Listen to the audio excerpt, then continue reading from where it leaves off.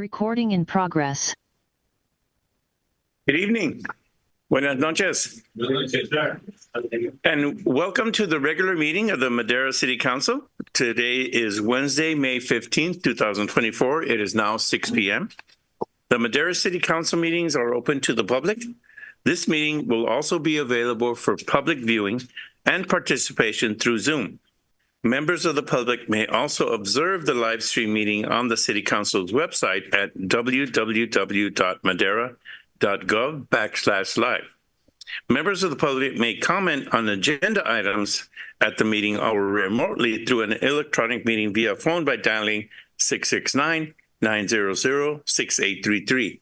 Enter ID 813-1188-7890 hashtag. Comments will also be accepted via email at citycouncilpubliccomment@madera.gov or by regular mail at 205 West 4th Street, Madera, California, 93637. I now call this meeting to order. Alicia, would you please call the roll? Mayor Garcia. Here. Mayor Pro Tem Gallegos. Here. Councilmember Rodriguez. Here. Councilmember Montes. Here. Councilmember Evans is absent. Councilmember Mejia. Here. And Councilmember Villegas. Here. Thank you very much, Alicia. Would you all please rise for the invocation led tonight by Joyce Lance of the Glory of Zionist Ministries.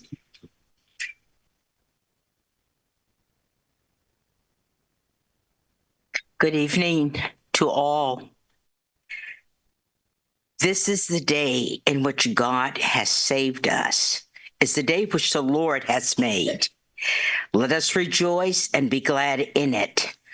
God has designs and purpose for it. We must remember faith takes God at his word when circumstances seem to deny the truth of his promises. Our ability to endure to the end will depend upon our allowing the Holy Spirit to train us in this kind of faith. We must believe that the Lord is our refuge and overcome worldly fear that threatens in times of major crisis. Understand that spiritual strength comes from waiting upon the Lord. Father, we thank you for that. Trust that God knows how to protect his righteous ones.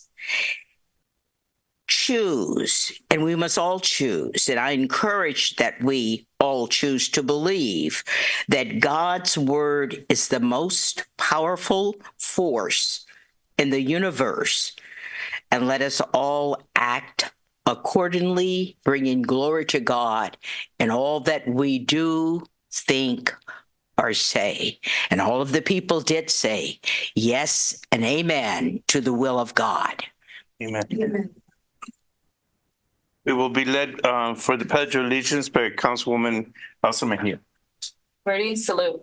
I pledge allegiance to the flag of the United States of America and to the republic which it stands, one nation, under God, indivisible, with liberty and justice for all.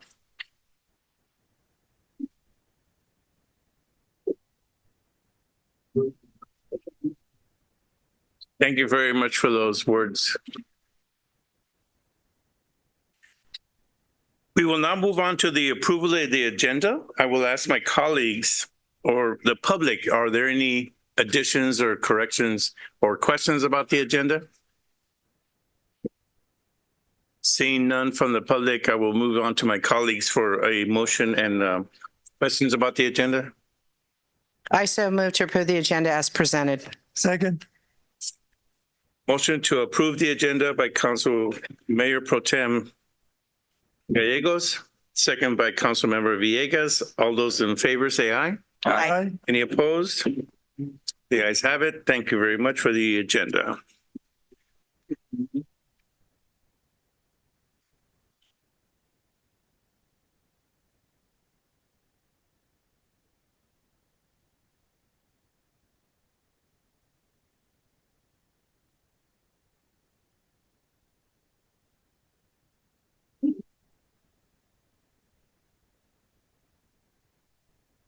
Now for some fun things.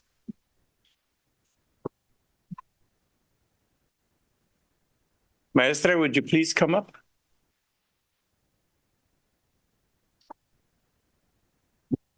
Oops.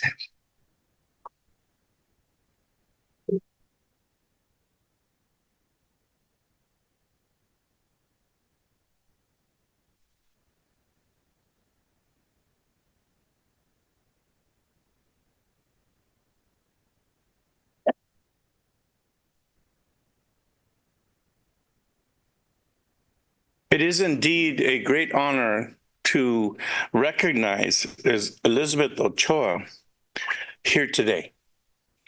Elizabeth received the Teacher of the Year award, and she teaches at James Monroe Elementary School. Her students benefited from her daily activities, coming in and talking to the students, encouraging the students, and we want to recognize that. It's an honor for her, right here from Madera. And so the Madera City Council is going to give her this proclamation recognizing that. And I'm not going to talk anymore. I'm going to give her an opportunity to talk. There you go. Congratulations.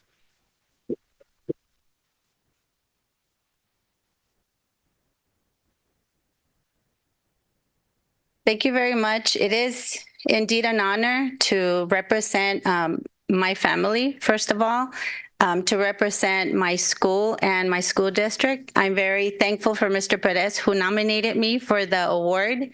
Moving on to the regional competition. It was extremely surprising, an honor just to be nominated. For me, that was a win. That was a win. I thought that's the pinnacle of my career. I'm so excited that I was nominated.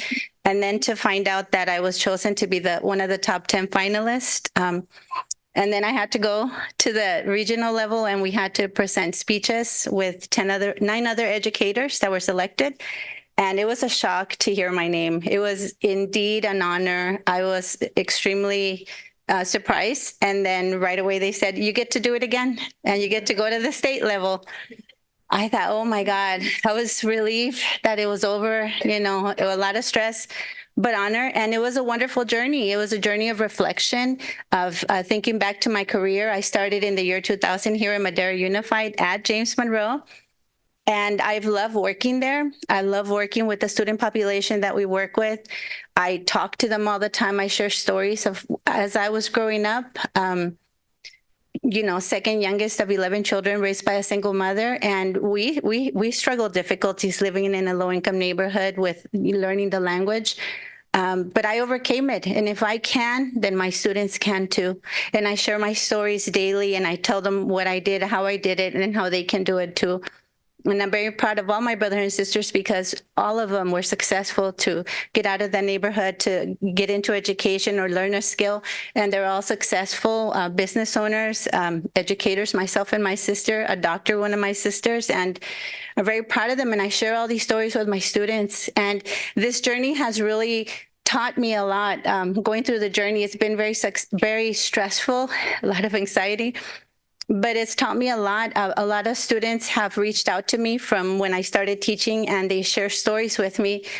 And that's been, I think, the most amazing thing to hear them remember what I said, remember the stories. And that lets me know that my words matter, and that what I'm doing is having an effect on the students, a positive effect, and it's very important. And I'm so proud to receive this, and thank you very much.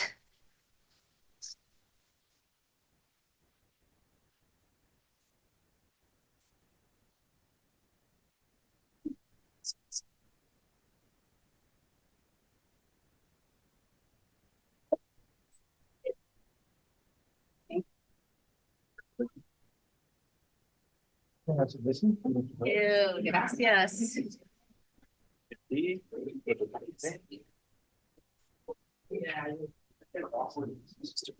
Ready? 1, 2. Yes. 1, 2, 3. El jefe. Yeah. Congratulations. Thank you very much. You're welcome.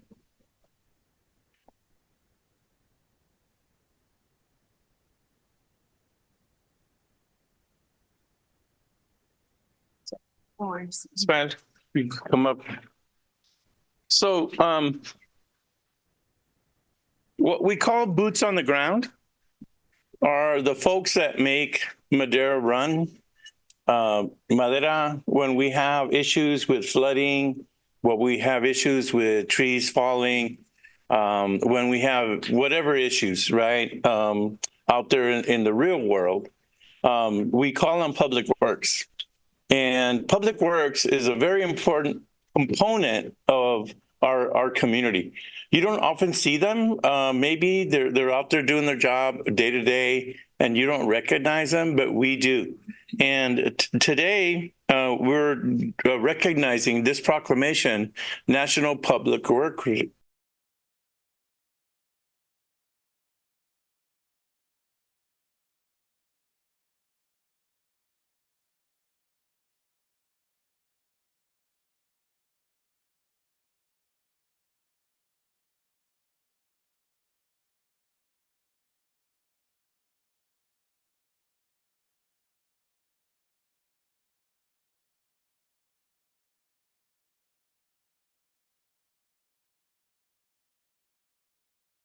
Behalf of the staff, this proclamation recognizing the hard work that they do.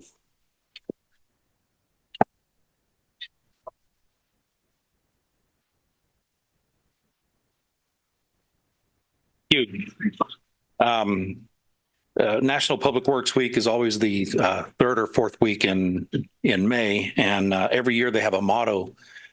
And this year, coincidentally, it's the motto, the tagline I have on just about anything I send out to anybody or used to in the past, bottom of letterhead, bottom of emails, and that is advancing the quality of life for all. Sometimes my guys come to work and they might patch 50 potholes and go home and nobody thinks anything of it, but somebody got off of work and went home and had just a little bit smoother ride. They may have been dealing with that pothole for 3 weeks, but that's because we have so much work to do, but they've got a little bit smoother ride on the way home that day. If we fix a sidewalk, then somebody's just got better accessibility to wherever they would like to go. Same thing when it comes to scoreboards and different things. My staff and I are just in conjunction with the city manager and council trying to do everything we can to advance the quality of life for all of Madera citizens. So thank you.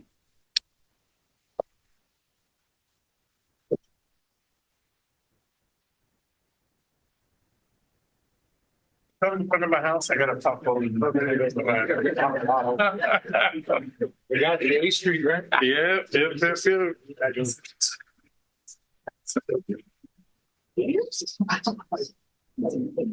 Thank you for being good.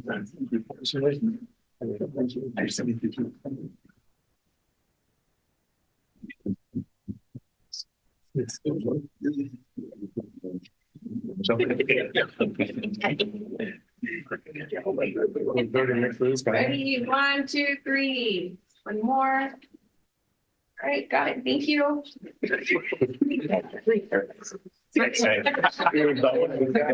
see you guys tomorrow morning. All right, brother. Gracias. Take care of yourself.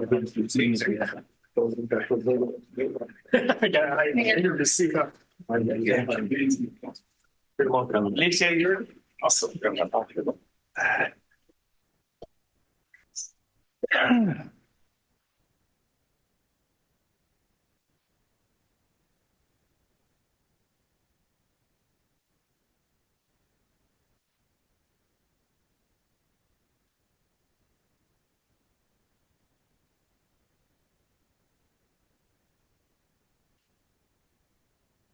Thank you for that. Congratulations to all. We will now move on to the consent calendar. Item B, matters listed under the consent calendar are considered Mayor? routine. Public comment. I believe we need to go to public comment first. Yeah. Sorry. I got excited here. We will now move on to public comment. The first 15 minutes of the meetings are reserved for members of the public to address the council on items which are within the subject matter jurisdiction of the council. Speakers shall be limited to 3 minutes. Speakers will be asked, but are not required to identify themselves and state the subject of their comments. If the subject is an item on the agenda, the mayor has the option of asking the speaker to hold a comment until that item is called. Comments on items listed as a public hearing on the agenda should be held until the hearing is opened. The council is prohibited by law from taking any action on matters discussed that are not on the agenda, and no adverse conclusion should be drawn if the council does not respond to public comment at this time. So if anyone has any comments on any issue that is not on the agenda, if you could address us at the podium. And you also look at the clock and it says 3 minutes. Good evening, Mayor, City of Madera Council members. My name is Jose Eduardo Chavez and longtime resident of Madera. And I'm here to thank the City Council and the City of Madera with its departments. On behalf of Comité Guelaguetza Madera, we extend our deepest appreciation to our mayor, city council members, and chief of police, city manager for all their unrelenting support of the Guelaguetza Madera. This event, which has become a cornerstone of our community, celebrates the rich and vibrant Oaxacan culture that is woven into the very fabric of Madera. Through traditional music, dance, crafts, cuisine, the Guelaguetza Madera highlights the invaluable contributions of our Oaxacan community, showcasing the beauty of cultural unity and the critical importance of embracing diversity. We are delighted to invite all city members to join us once more for this year's Guelaguetza Madera, scheduled to take place on Sunday, October 13, 2024, at the Madera Sunrise Rotary Sports Complex. We are planning an exciting lineup that includes traditional dances, music, Oaxacan cuisine, of course, artisanal craft exhibitions, and a variety of authentic food. With your support, we aim to make this event a resounding success. Last year, the event attracted over 2,000 attendees from local residents and visitors from throughout the valley. Comité Guelaguetza Madera stands as a beacon of how cultural celebrations can transcend their traditional boundaries to become powerful vehicles for education, social change, and community empowerment. Comité Guelaguetza Madera comprehensive approach, which marries the preservation of indigenous culture, with initiatives aimed at education, youth mentorship, and social equity, not only enriches the cultural tapestry of Madera, but also sets a profound example of community engagement and empowerment. Through its effort, Comité Guelaguetza Madera not only ensures the continuity of Oaxacan cultural traditions, but also fosters the development of informed, engaged, and empowered future generations poised to advocate for social justice and contribute positively to our community. Although our main event culminates with the celebration in October, we have a variety of workshops and partnerships to engage our youth and community at large throughout the year. Your participation in the upcoming Guelaguetza Madera not only honors the event's missions, but also reinforces our shared commitment to fostering a community where diversity is celebrated and all cultures are respected. We look forward to celebrating with you as we continue to cherish and share the profound cultural wealth of the Oaxacan heritage, strengthening the bonds of our community in Madera and the Central Valley. You've all received flyers, and we appreciate all your support that you've provided to our group. And to the audience, you're welcome to come on October 13, Thank you very much. 2024. Thank you. We're also looking for volunteers, so great opportunity for all of you to join us. Thank you. Are there any other members of the public wishing to speak under public comment?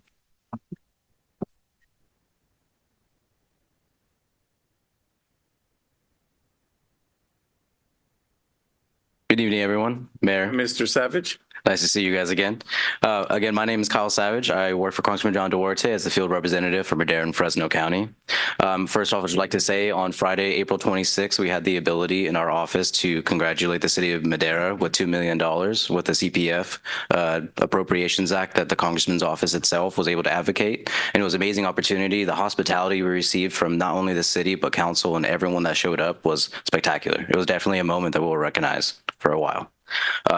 Furthermore, our office is also proud to announce that Congressman Duarte and a bipartisan group of House colleagues recently introduced H.R. 7816, the Clear Communications for Veteran Claims Act. Earlier this past month, the Congressman hosted a roundtable and press conference on the bill with veteran stakeholders from across the Central Valley in Merced at American Legion Post 83.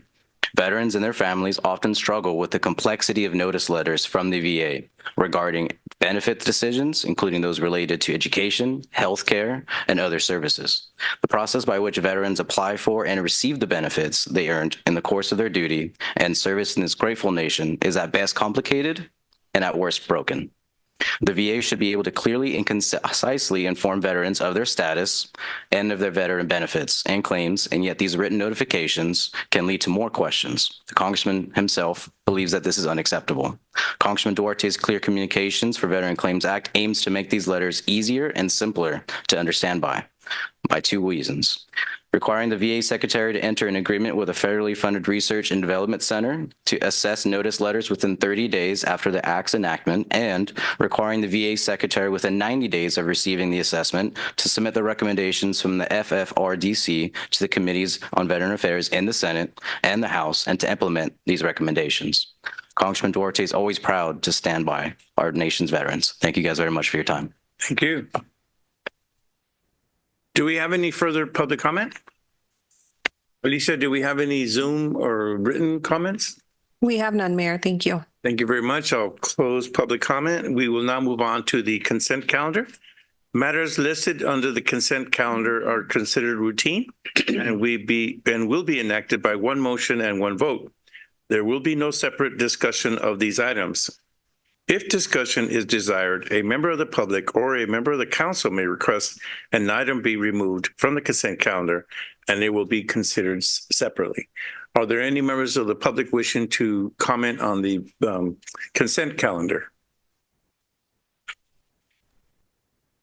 Are there any written or Zoom comments, Alicia? We have none, Mayor. Thank you. We will close public comment. Bring it back to my colleagues for a motion or comments on the consent calendar. Anyone? I move to approve consent as presented. Second. Motion to approve the consent calendar by Councilmember Montes, second by Mayor Pro Tem Gallegos. All those in favor say aye. Aye. Aye. Any opposed? The ayes have it. Thank you very much. We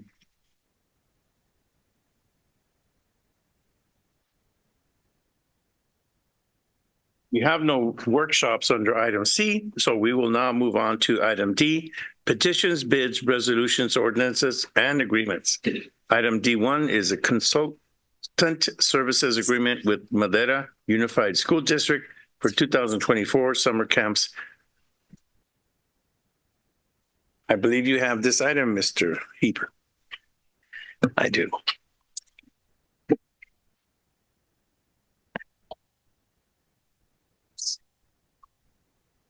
It's great to see you, Director Aber, being first this evening. Not used. For everybody out there, he's usually the last one at the end of the meeting. So this is kind of exciting to see him first.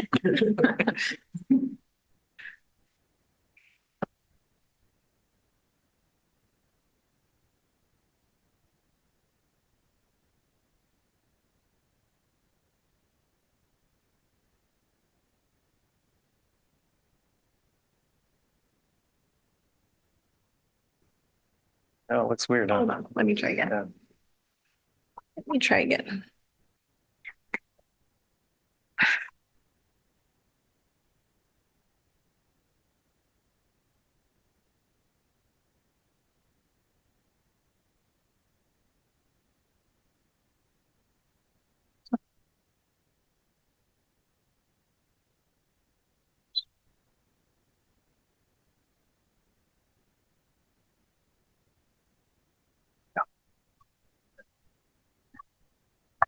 Good evening, Mr. Mayor, Mayor Pro Tem, guests, colleagues.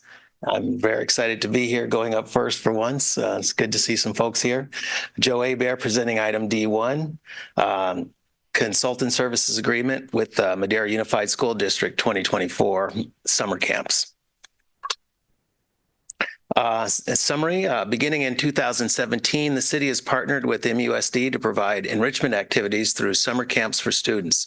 This year, MUSD has once again reached out to the city to continue this collaboration with a request for two one-week camps to be facilitated and held at the John Wells Youth Center under the oversight of the city. The proposed program would be hosted by Parks and Community Services Department staff. The program will focus on science, technology, engineering, art, and math, which is a STEM curriculum, as well as providing swimming lessons, water safety, and recreational sports activities for approximately 60 students per week, which will be a total of 120 students. The first week of camp will start July 8th, 2024, and running through July 12th, 2024. The second week of camp will run July 15th through the 19th. Camps would commence at 8:30 and end at 3:30 p.m. Some of the deliverables to be achieved include physical activities, STEM activities, arts and craft, and swim lessons. Camps will be broken up into 3 groups with 20 students per group as follows: kindergarten through first, second grade through third, fourth grade through sixth. MUSD will provide the meals for the students, which consists of a breakfast and a lunch meal. MUSD will also organize the outreach and enrollment.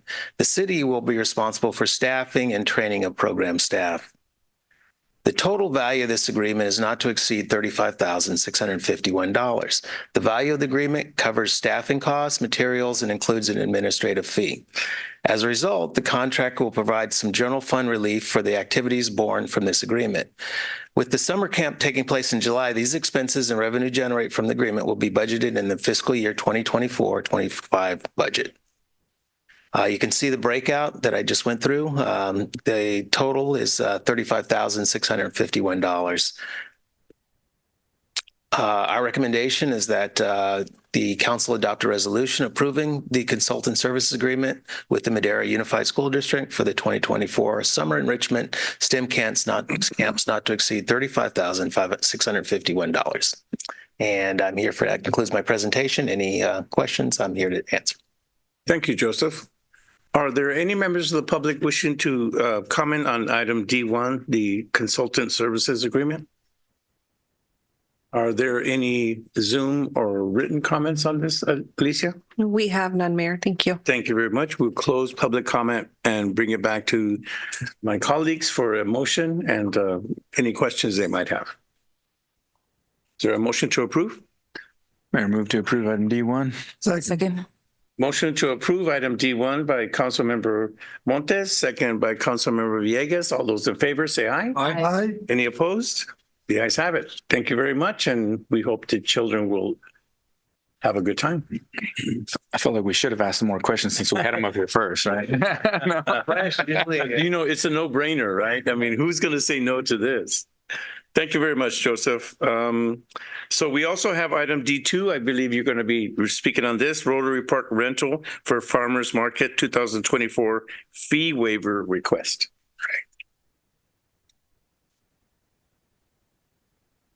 All right. You all have me twice, so I don't know what to do. Nice. Usually there's nobody here when I'm speaking. So Believe me, we get it. Yeah.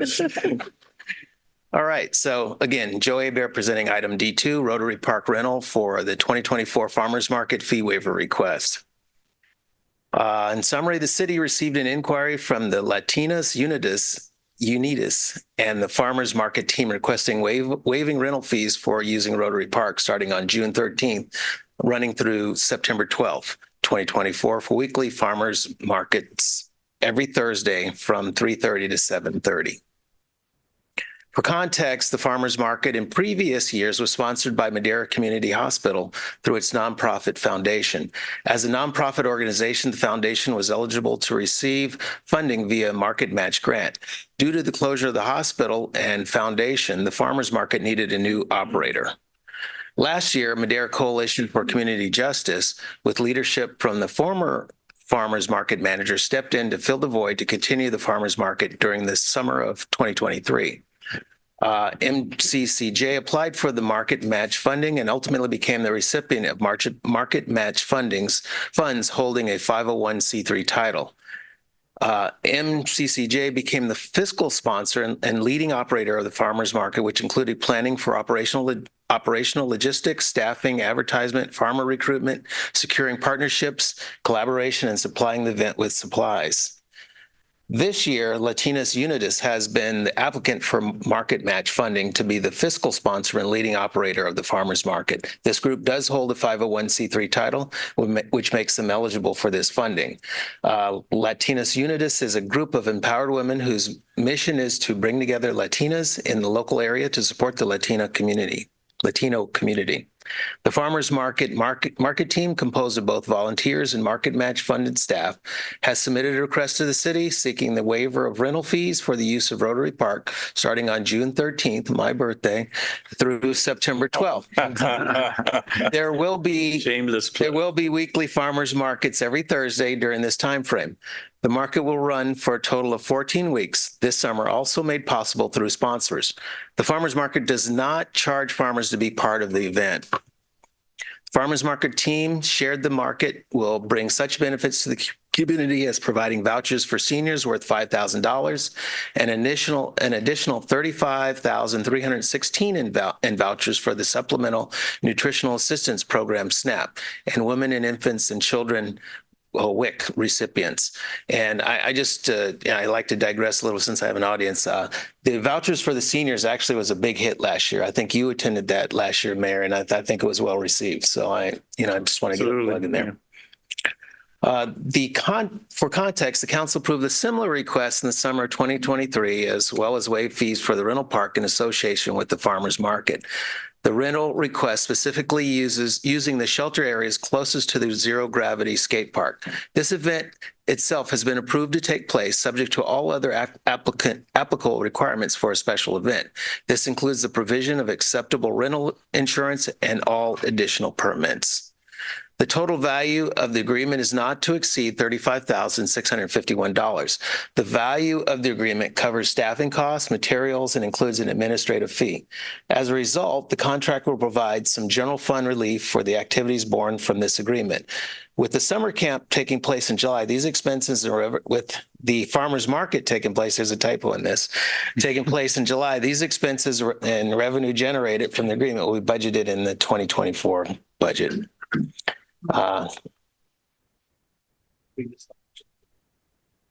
It's 70. Yeah, there's a typo on the slides, so it should be. It's right in the staff report. So the total amount, there's a mistake, but it's 1775 is the total that we will see as the impact to the city. The recommendation is to adopt the resolution waiving the rental fees of Rotary Park related to the neighborhood farmers market and waiving the fee rental of $1,775. So I messed up on my slides because I'm here so early. It's okay. We're going to put you at the end now. Thank you very much, Joseph. Any questions? That's the end. Yes, absolutely. Are there any members of the public wishing to comment under item D2, the free waiver agreement? Sulma.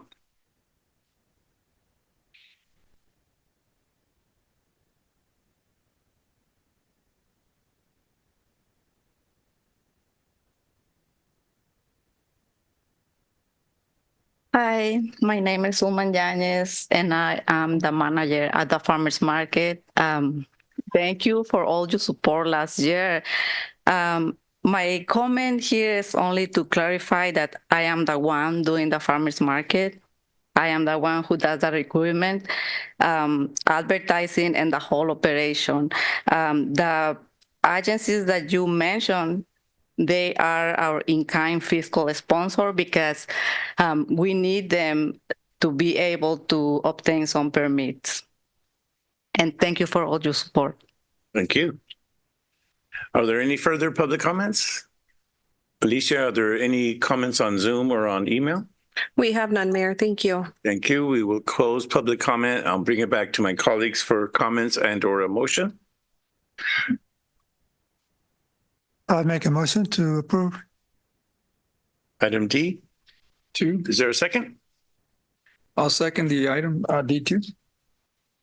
Motion to approve item D2 by Council Member Villegas, second by Council Member Rodriguez. All those in favor say aye.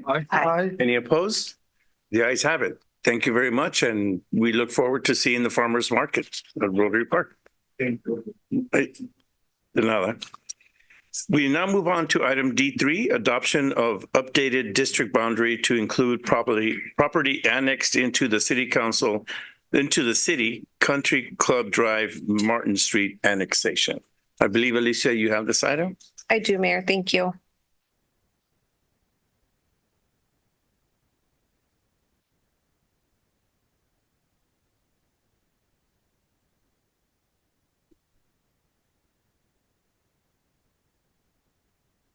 Good evening, Mayor and Council. Alicia Gonzalez, City Clerk. Tonight, I bring before you the adoption of updated district boundary to include property annexed into the city for Country Club Drive and the Martin Street annexation. To provide a summary, LAFCO recently approved Country Club Drive, Martin Street annexation 2023-001 into the city's jurisdiction. The annexed territory rounds out the city's boundaries and includes existing structures, including several school facilities and multiple existing residences. Members of the public residing in this area are not legally allowed to participate in city elections until the city's district boundaries are also updated. The requested action is to use an expedited process to update the district map for District 3 by introducing the ordinance and amending the municipal code. For some background, the city adopted its current district boundaries in 2022 based on the 2020 census data as required by law. Since the adoption of the current boundary maps, there continues to be annexation, including the Country Club Drive Martin Street annexation adjacent to District 3. The annexed area includes territory that is largely built out, including Jack G. Desmond Middle School, Ezekiel Tafoya Alvarado Academy, Tractor Supply Company, the Madera Islamic Center, Kingdom Hall of Jehovah's Witnesses, and Matilda Torres High School. It also includes several residences, including those along Ellis Street, Adele Street, and Clark Street. And despite being within the city, the annexed area is not currently within any council district. While the area is in the city, it is not within a council district. Thus, the council district boundaries must be modified to incorporate the annexed area to allow for voting in city elections. Council adopted its current district boundaries based on the 2020 U.S. Census data. Equitable population distribution, the current configuration of the 6 council districts prioritizes approximately equal division based on population. This approach ensures fair and equitable representation for all residents across the district. And the goal is to avoid population disparities among districts, promoting fairness in the distribution of elected representatives. Here's a current city council boundary map. In the top right, you'll see the area proposed for District 3 in the shaded red area up top above District 3 there. And here's an aerial view. The green dotted lines are city boundaries, is the city boundary line. And of course, the red outlined area is the new annexed property. Council typically chooses where the district lines will be drawn every 10 years based on the latest U.S. Census. Between these 10-year updates, changes to district boundaries are typically not allowed under the Elections Code. There is an exception for new territory been annexed, and the annexed territory contains less than 25% of the city's population. Some of the mandatory criteria is any annexed property must be added to the nearest existing council district. And as District 3 is the nearest existing council district to the annexed property, the ordinance proposes to add the annexed property to District 3 consistent with the mandatory requirements of state law. And no other changes to existing council districts may occur. Tonight's recommendation is to waive the full reading and introduce an ordinance of the City Council of the City of Madera amending subsection C3 of section 2-1.21 of the City Municipal Code to adopt revised district boundaries by title only, including CEQA guidelines section 15061B3 determination. And I will now turn it back over to Council for any questions or for discussion. Thank you very much, Alicia. Are there any members of the public wishing to discuss item D3, the annexation? Yes, sir. Pásale. For clarification, Mayor, I have a typo in there. It does not include the Islamic Center. That was mentioned in the report. However, that is not a fact for that annexed area. Thank you. I got just a question. That area is on Ellis Street, right? Can you bring up the map again? Because, the school, the Foya School is on Ellis. Yes. And also the Jehovah's Witness. My question is, are they gonna, if they approve it and it becomes city, they're gonna put water from the city? That's the question. You have the right person at the podium to answer that question. I'm going to try to answer that, but Keith Helmuth, who's online, So maybe we should disapprove this. it's probably better suited. So right now there is a water line. There's a small one, or there's a small portion of it that was installed by the new subdivision on the southwest intersection where the signal light's going to be turned on tomorrow morning. If council allows me a second here, as soon as I can pull up maps.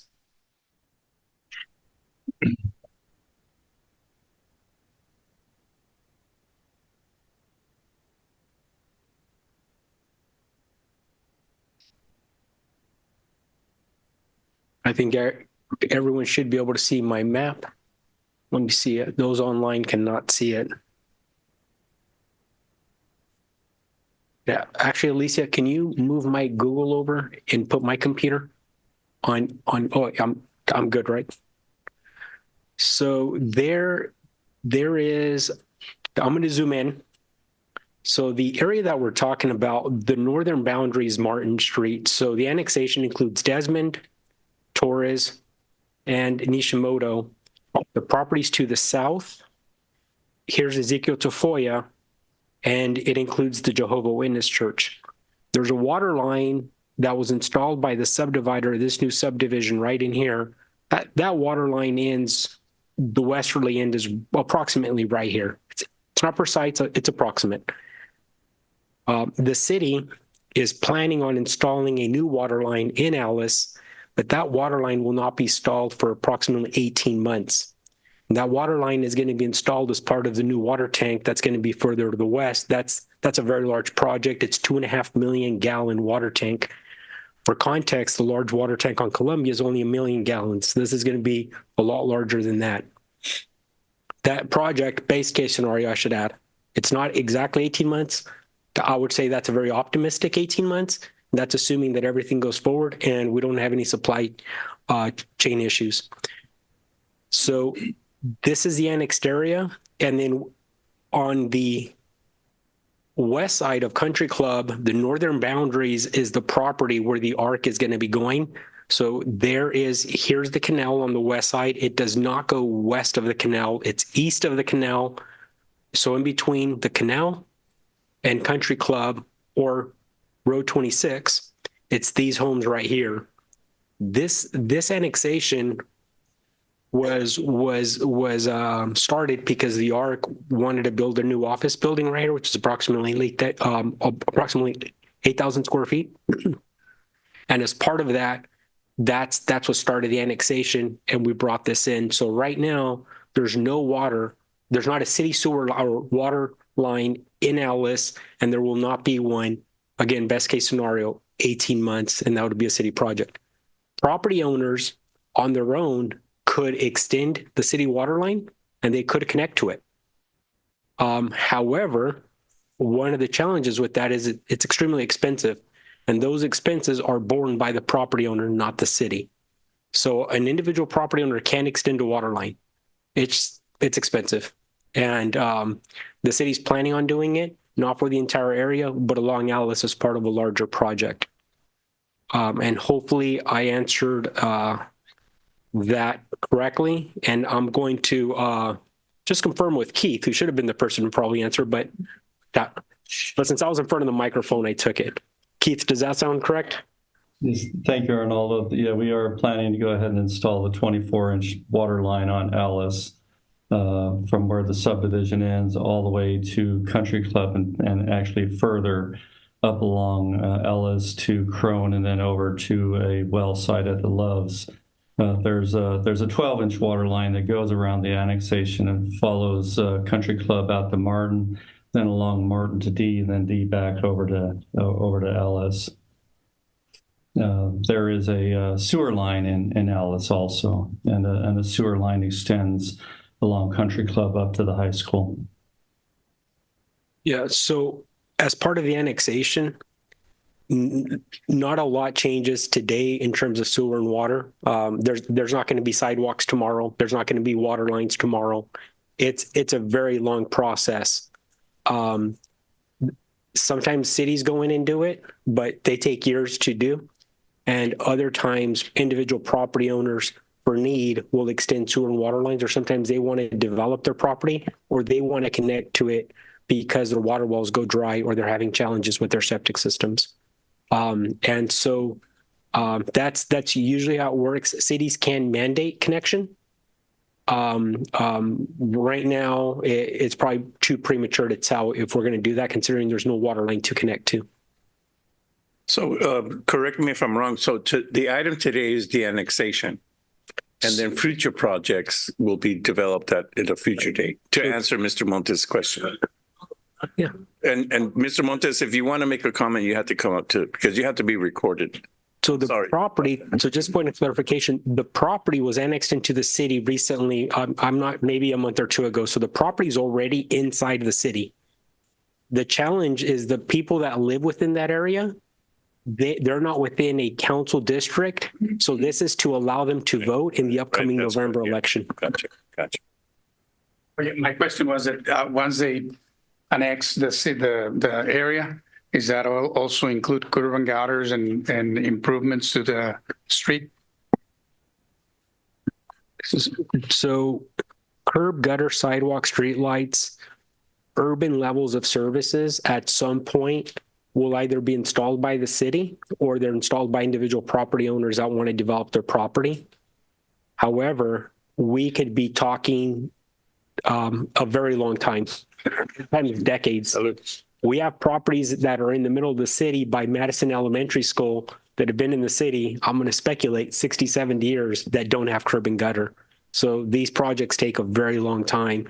So just to manage expectations, while we would love to do it, it's very expensive. A lot of times we have to acquire additional property, and the city's not in a position to do it.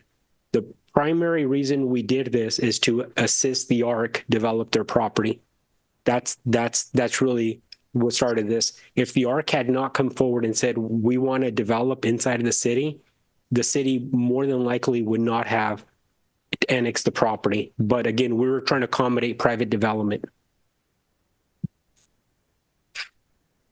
Do we have any further public comment, either on Zoom or email, Alicia? We have none, Mayor. Okay. Well, close public comment on this item regarding the boundaries, and we'll bring it back to council. Councilmember Rodriguez. Yes, thank you, Mayor. I just wanted to reiterate what I think Arnoldo had mentioned, because the property has already been, or that piece of the parcels have been annexed already through the city. This is in regards to allowing them to be part of the voting process within the city boundaries. So as far as the connections and all that, that'll have something that we can talk about in the future, or if any property owner wants to come back and add that, then they can add that at their cost, or if the city at the moment has that the funding to do that. Like you mentioned, you have other projects within the city that haven't had that curb and gutter, but the item before us is to allow folks that already been annexed to that area to participate in the voting within the city limits, correct? You're absolutely correct, Councilmember Rodriguez. Mayor Pro Tem. Thank you, Mayor Garcia. My question's for Chief Chairmani. That's a new area that we're bringing into the city. I know that we do have a safety officer at Matilda Torres that kind of stays on campus, but we will also have to respond to calls in that area, including Verartha, Tractor Supply, and everything else in that area. Correct. We have taken off the handoff already for police response, and we've also began our traffic enforcement specifically on Road 26 in front of Matilda Torres. That's a high call for service regarding fast traffic. Just Wednesday morning, we issued 7 tickets during the school morning traffic hours. So we are enforcing those areas, and positive news is we should have the traffic signal up at D Street and Ellis in the next couple of weeks also. So we should be fully functioning. Okay, perfect. Thank you, Chief. That's all, Mayor. Thank you. Seeing no further comments. I'll move to approve item D3. Second. And Mr. Mayor, before there's a vote, do you mind if I read the ordinance title, please? Yes. The recommendation. Yeah, we could do that. The recommendation is to, the motion is to waive the full reading and introduce an ordinance to the City Council of the City of Madera, amending subsection C3 of section 2-1.21 of the City Municipal Code to adopt revised district boundaries by title only, including CEQA guidelines sections 15061B3 determination. Thank you. Thank you. There's a motion by Councilmember Rodriguez, second by by Mayor Pro Tem Gallegos to approve item D3. All those in favor say aye. Aye. Any opposed? The ayes have it. Thank you very much. We will now move on to item D4, Community Development Block Grant, CDBG 2024-2025 Annual Action Plan Final Funding Allocation. Welcome, Marcela. Hey.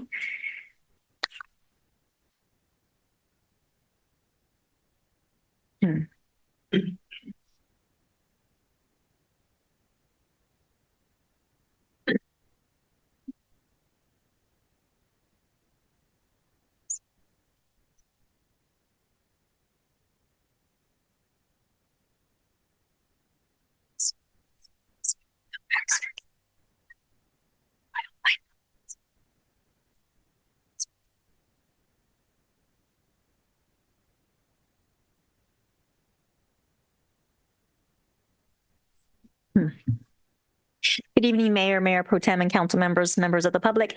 Tonight, I'm presenting on the CDBG 2024-25 Annual Action Plan Proposed Funding Allocations. A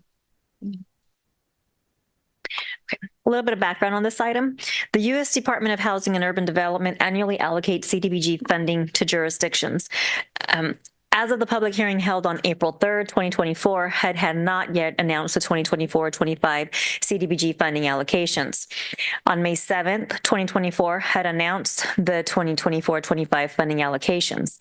The City of Madera is eligible to receive $989,495, which is an increase of $7,729 from the previous year. This chart represents the maximum percentage per category.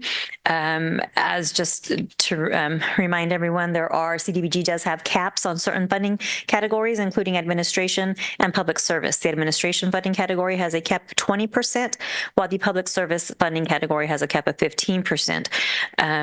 When we were here in April, we projected, you can see this middle column here was the projected estimates based on the current year's allocation. The last column to the right, those are the actuals based on the allocations released by HUD. So they did change slightly. The city utilizes a block grant commission to consider the applications, hear testimony, and make recommendations regarding the city's CDBG allocation. The public hearing opened on April 3rd, 2024 and expired May 3rd, 2024. The city received a total of 10 written comments. All comments were in support of the public service applicant, Pequeños Empresarios. This chart represents the grant funding by applicants per funding category. We can see that for administration, or actually across all 3 funding categories, the requested grant amount exceeds the maximum that can be allocated. These are the recommendations, the City Council recommendations as of April. They have changed just slightly because of the change of allocations, or the amount available has changed slightly. The original allocation by City Council was an amount of $196,346. However, the CDBG allocation has increased, and now the eligible admin allocation is $197,899. These are the City Council recommendations for public service allocations. Let me go. These are also public services, continues on. Here, the increase in public service allocation went from $147,259 to $148,424, which is an increase of $1,165. And this was the, recommendation from City Council for the capital projects public improvement funding category. We did only have one application. This original amount was $638,125, and this increased by $5,047 to $643,172. Tonight, staff is requesting that council review the increased 2024-25 CDBG funding allocation and approve the tentative 2024-25 annual action plan funding recommendations. Upon council approval of the 2024-25 CDBG tentative allocations, staff will present the final annual action plan during the June 5th, 2024 meeting. Upon final council approval, staff will submit the 2024-25 annual action plan to HUD. And that concludes my presentation for tonight. Thank you, Marcela. Do we have any members of the public wishing to comment under item D4, the Community Development Block Grant? Step on up to the podium. Hello. Good evening, everybody. First thing I'd like to do is thank Chief Chiramani for letting me know when not to go down Road 26 so I don't get a ticket again. Anyways, the other thing is thank you guys for the opportunity to just apply, right? We anticipate an actual, who am I? I'm April Molina, Olive Charitable Organization. Sorry, it's been a really long day for me. And Olive Charitable Organization, we house survivors of human trafficking here locally in Madera, and there is an exponential amount of them. Believe it or not, Madera actually has a high rate considering Highway 99. And we do our best, right? We were just approved for another full-time case manager, and we've also been approved to be on the human trafficking hotline nationally. So when they get a call from the County of Madera, we will be the referring agency for them. And so we do anticipate an increase in numbers this year. So we do appreciate everything. Considering we're only getting 10 grand this year, I anticipate everybody to come to our fundraiser. It is May 31st. Tickets are $100. I have some in my car, actually, just so you know, if you want to slip me a $100 bill, I'll give you a ticket. We do need the money. We are going to be applying for more grants as well. Grants are very competitive for trafficking. Most of them go to Fresno because Fresno is a larger population. They have Central Valley Against Human Trafficking, Breaking the Chains, Central Valley Justice Coalition, Project 1414. They have a large number of agencies already. We are the only one in Madera County. And so anyway, but I just wanted to come up and thank you for allowing us to apply. And thank you for telling me when not to go down Road 26. And I was listening on my way here. I was late, but I was listening in my car, and I wanted to thank the pothole fillers because I don't know who was speaking, but I appreciate them a lot. So Public Works. Thank you, Public Works. I hate roads. I would love to go back to horse and buggy days, but we just can't do that. So thank you guys very much. You'll be seeing me around. Thank you. Is there anyone else who would like to?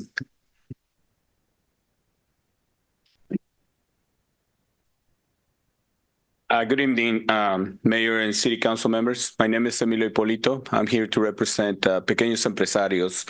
And I want to thank you for the support that we have getting in the past. And well, I hope that we can get some help. Pequeños Empresarios is a program that has helped a lot of kids, a lot of youngsters, and now adults. Now we got our newest program, this the Club Consciente Colectivo, that has been helping people. As most of you already been present to see the change on on our people, basically. It is a pleasure for us, to change the lives of hundreds of people, hundreds of Maderans. So thank you very much for your support. We appreciate it. Good. Is there any further public comment?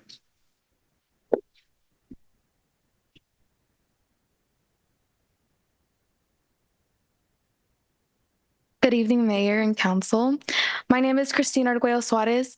I'm 17 years old, and I'm just standing here today to talk with you guys and just explain a little bit as a reflection and investment from you guys. Really and truly, we appreciate everything that you guys do for our program. And our team here, we're representing Pequeños Empresarios in our newest edition, Club Conscious Colectivo. I just want to say thank you so much for all your support and what you've done for our community. And I'm standing here as a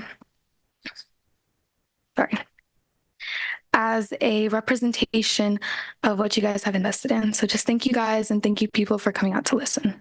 Good evening. Thank you. Is there any further public comment regarding item D4?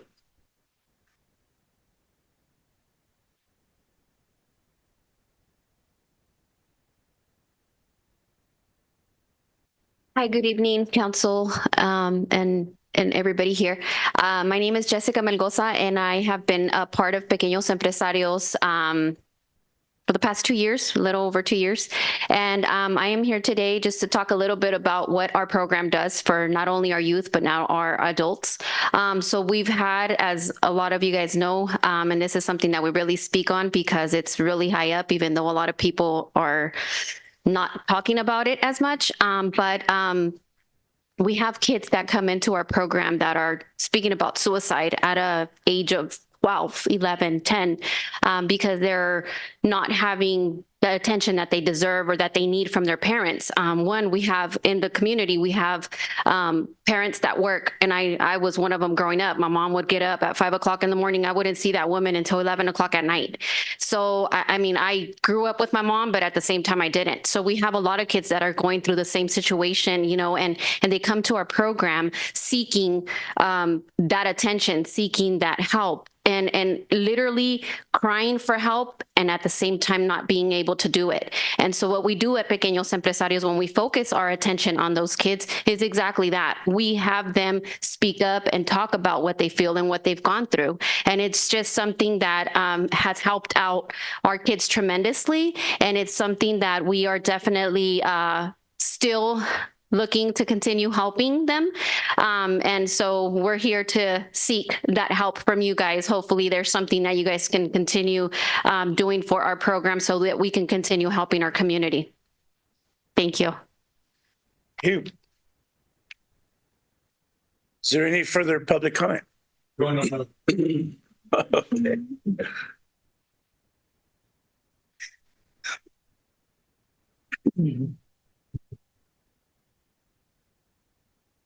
Good afternoon, Madera Council and public. Well, I was part of the actual event of Pequeños Empresarios Club Collective. I was one of the persons that went to their trainings, and just realizing how much it affects us not being able to really be there for our kids, and not having the proper tools, not being taught as a Latino family. My both parents were working in the fields. They didn't know how to upraise me. So I'm bringing the same educational problems to my kids, and seeing what Club Collective is doing for the community. It's such inspiring for me, and to be here and advocating for them, because I see it's changing lives. It changed my life. It changed my kids' lives. I have kids from 18 years old to 5 years old, and they see the difference. And I just wanted to thank you guys for giving us the opportunity and letting us know that we're here. And thank you guys. Thank you. Seeing no further public comment, Lisa, do we have any Zoom or written comments? We have none, Mayor. Thank you. Thank you very much. We'll close public comment, and I'll bring it back to council for discussion and motion under item D4. Do we have the numbers? Could we put up the numbers for, I think we're good with the public works. I think what we're looking at is the, You have a comment too. Mayor Pro Tem Gallegos. Thank you, Mayor Garcia. I'll start out with the first chart. We received additional $1,553, and that would probably go back into the admin because CAPMC will take the $20,000. So I would like to put that additional money into that category if my colleagues will entertain that, but I'll keep going. And then when we go to the public service, we have an additional $1,165 extra that we received. And I would like to put that in the Olive Foundation. Am I going too fast? One second. Give me a second, like, Can we pop it get up. the chart up? That would be helpful. That's what we're. Do you want to following? No, I have not shared this one. Slow down. I've done it before. It's going to take a while.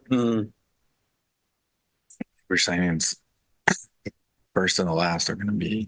Yeah, but you still have to, we've still the motion in. Can check something, please. This isn't the actual PowerPoint, it's just the Excel spreadsheet that we're trying to share. Okay.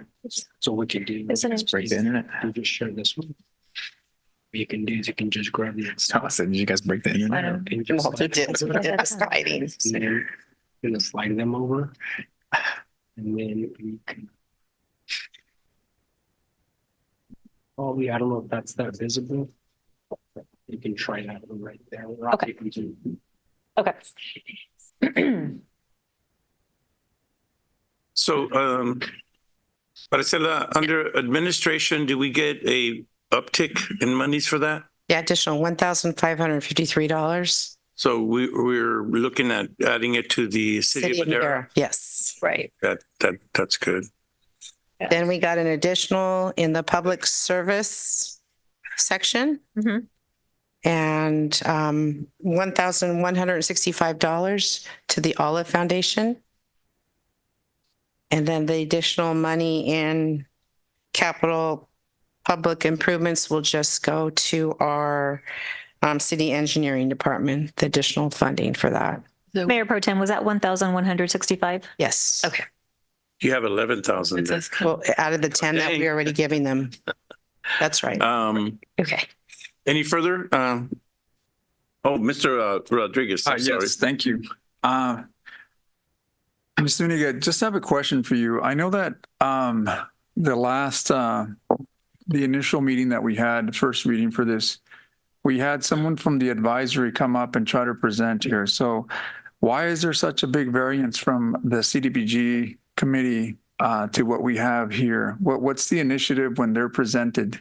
As far as like, I see the staff report, I see what HUD's priorities are, but what seems to be the issue as far as looking out for programs such as what has been presented for us here? So our Block Grant Commission focused on primarily housing and homelessness. That was their core focus as they reviewed the applications and meeting that top tier need. That was where the conversation was really steered. Additionally, the Block Grant Commission, because at the time the Madera Rescue Mission had not been awarded the $400,000 for through the PLHA grant amount, that also, without knowing that information, they allocated additional funds to the Madera Rescue Mission, and I do believe that yes, they had originally requested $62,800, and it was reduced. I'm sorry, they proposed 54,000. I'm sorry, but they were unaware because it had not been approved yet. So that also was an influencing factor. Yeah, and it seems like every year we're having to make these amendments and adjustments to it. I'm just kind of curious as to there seems to be the zero allocations almost every year to certain groups, and that kind of. We make those changes because when folks come out here and tell us exactly what's taking place, the initiatives are to try to help low-income folks in our community, among other elements. But, I don't know, is it our block grant committee not seeing that? Are they just focusing on other initiatives which are more concentrated on the HUD's initiatives, which are housing and homeless? That is correct. Okay, and should that be the priority? It is also a priority in the city's consolidated action plan. That is the top tier priority. And so in order of ranking, it is the first priority. So it is in alignment with HUD's priority. It isn't to say, as I've explained to them, all of the applicants were eligible in terms of, what HUD's, so all of these are included in HUD's priorities. It's just a level of ranking. Okay. It just seems that since I've been here at council, there's always the adjustment. They're never really in the line to what our committee has. So there's a disconnect between this council and our committee. And I just wanted to point that out. Thank you. Mayor Pro Tem. Thank you, Mayor. I hadn't finished, but I'll continue. I'll jump on Councilman Rodriguez. The utility shutoff, they did not know that we received a 1.2 million. So that's one reason that it's zeroed out there.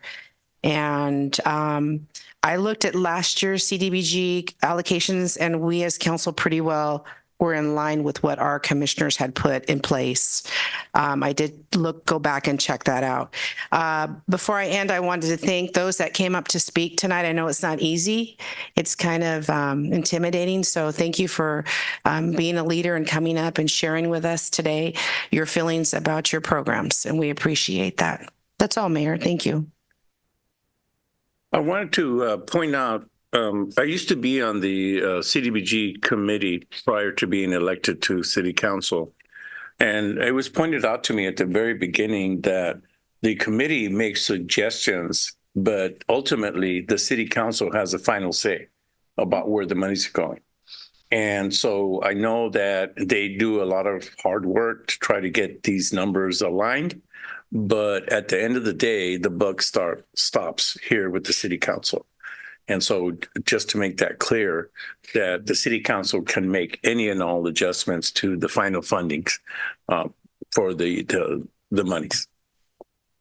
Is there any further public comments? Or any further comments? And I'll ask for a motion.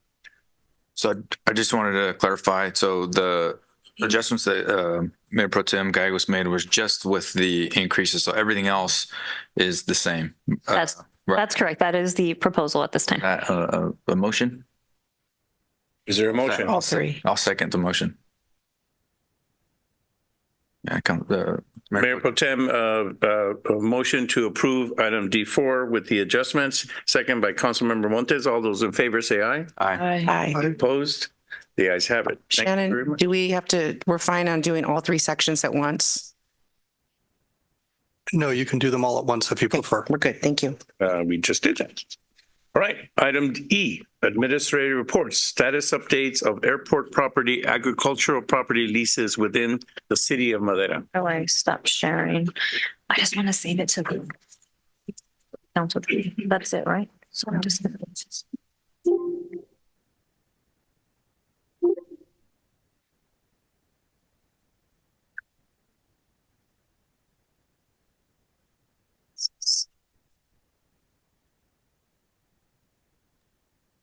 There we go. So sorry about that. Good evening, Mayor Garcia and City Council. So this is item E1, status update of airport property agricultural leases within the city of Madera.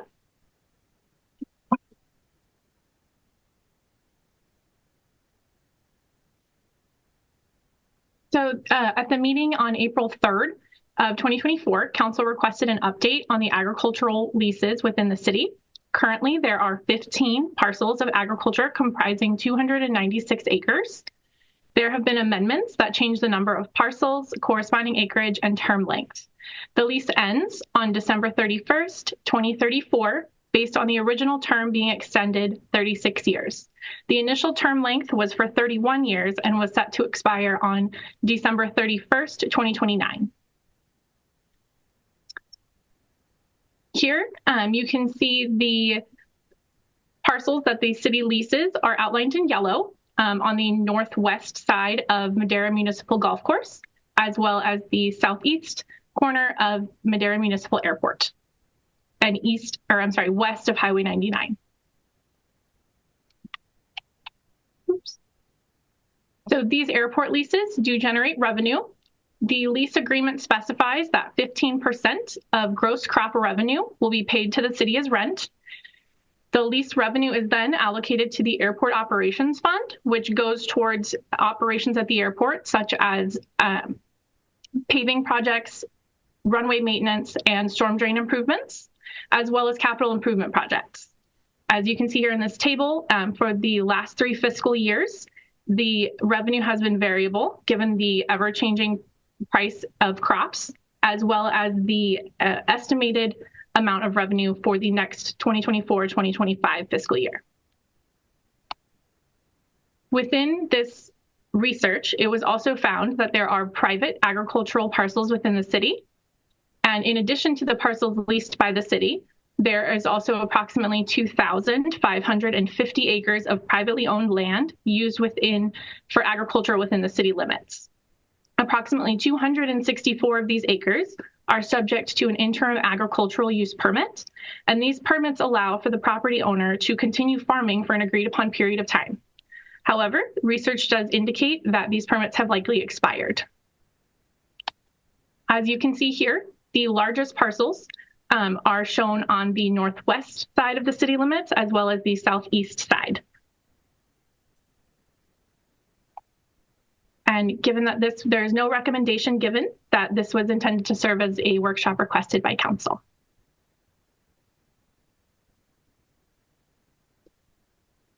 Thank you very much, Haley. Do we have any public comment regarding this item? Alicia, do we have any written or Zoom comments on this item? We have none, Mayor. Thank you. I'll close public comment, bring it back to council. Arnoldo, do you have anything to comment on this? This is something that's kind of surprising to me. I did not know about this. So if memory serves me, these leases were entered in by the city, and Haley, feel free to jump in. If memory serves me, 1998. So a lot of these leases predate most city staff. I'm going to speculate nearly all city staff and this council. And so we've enjoyed or we've benefited from a good relationship with our with the farmer that's leasing the land. I have yet to hear a single complaint personally of any issues that come up. He pays timely. Those revenues do go into the into the airport fund, and they fund some of the improvements at the airport. Besides that, we do have a large amount of land in the city. As Haley alluded to, we have overall close to 3,000 acres of ag land in the city, the largest being Village D. And then we have property east of Highway 99, both east and west along Avenue 13 near Parkwood. And so going further to the west along Avenue 13 near Madera High School, we have some property that's ag. And then we also have some ag property around the hospital. I believe around the hospital it's dry farmed, and it's I'm not too sure if that's alfalfa or hay. I can't tell the difference, but there's hay bales. You're a country boy? Oh. Yeah, I'm a city slicker, and so with so there's a good amount of ag land in the city of Madera. Granted, it's on the periphery, with the exception of Almond Avenue. But again, at council's request, we scheduled this specific to the airport. But that property, it is generating revenue that goes directly into the airport fund. Thank you, Mayor. So I get that about the leases around the airport, but there was a graph or there was a slide that says that there are some that are expiring or they have expired. Are we going to look at renewing those, or what are we doing with that? The leases around the airport, collectively, there's 15 different pieces of property the city owns around the airport that have ag. Those will all end. They all sunset at the same time, roughly 10 years from now. The remaining 200 plus acres, 255 acres, 264 acres, those currently have special permits to allow ag uses to continue. Those are not city owned. Those are private pieces of property. And we believe that some of these ag permits may have expired. So we're researching those right now. And then we would have to contact the property owner and figure out some kind of avenue. Either they have to rip their crops out, which is obviously going to be expensive, and they're going to lose potential financial benefit from that, or they would have to reapply for a permit. These ag leases, I think, are pretty similar to other ag leases in the city. They predate a lot of the staff now, so we're trying to do some research. But again, those that have the expired ag leases are not city-owned. Those are private pieces of property owned by private farmers. Okay. Thank you. Councilmember Rodriguez. Yes, thank you, Mayor. So, one of the reasons why I wanted to bring this out, I'm glad council had decided to have this presentation, is to kind of show how far we're out as far as these leases expire. But more importantly is that, we are going through some changes in water and the way we conserve water and what we expect our city to do with water recharge in the future. And having ag within the boundaries of our city limits always is competing. We have competing straws on drawing that water from the ground. So we have to take that into account moving in the future. I know these leases are not due yet, but any of those ag use permits that we have to be more assertive in how we want them to operate within the city limits if they do apply for that, is possibly utilizing some type of surface water through MID or something different that's not really draining our aquifer. And I've always believed that we should contain a buffer zone within the city limits so that we're getting fresh, clean water that's not surrounded by proximity of any ag that may potentially have some contaminants in our water, especially the water that we depend on. This isn't anything against farmers. It's more about the protection of our residents and making sure that we can have potable water in the future. And again, with the Sigma and the plan that we have in place, we're expected to recharge our basin and be at levels in 2040 of what we draw, we have to put back in, and that's still a long ways out. So I think the efforts that the city has done, they've done really tremendous efforts in over conserving water. So at the price of what? At the price of what the ratepayers pay. Again, we're competing straws right within proximity. I always think it's better to contain a buffer zone so that we have quality water when it comes to our residents. Now that we're talking about putting these tanks, we're looking at wells being established on the west side. So again, why the west side? Because the west side probably contains the better water sources, as Keith had explained it. Again, this is where a lot of these leases are within that are within those areas. I know this is out in the Loves Travel Center, but nevertheless, water travels from east to west. And I'm just making our council aware in the future that if these ag use permits are something that we have and we haven't revisit them, maybe our policy and the way we look at them should be more assertive in trying to make sure that they're not drawing the same water that we're competing for within our city limits. Those are my comments. Mayor Pro Tem. Thank you, Mayor Garcia. And I know this predates us staff, so it's a question that an answer probably would come back later. But we do have a well that has already been drilled in front of that property that's being leased. Have we checked to see if the table in that well is dropping because of the ag, if it's being pumped to irrigate, and just to test that well to see if, I know they put chemicals on those crops to make sure that it's not getting into our water system. So that's just, if we could look into that and see where we're at with that well that's right there in front. It's on Granada. Keith, yeah. I can try to answer some of those questions. That well, we hope to have go into construction here in the near term, and hopefully the next probably 6 months or so. With regard to the question of the water elevation at the well, we don't have records on that. We did we did run tests on the well as part of the design to go ahead and equip the surface. It can't be pumped to greater than about 800 gallons per minute. After about that point, it tends to start, it seems as though it starts pumping oxygen into the water. So there's something about the water table there that probably we're drawing down quicker than the soil strata can convey the water to the pipe or to the well casing. We also would have done, we did do tests on the water quality, and there was nothing that came back that said that we had any issues with regard to that. So hopefully that answers the majority of questions. If there are any others, we can check into it.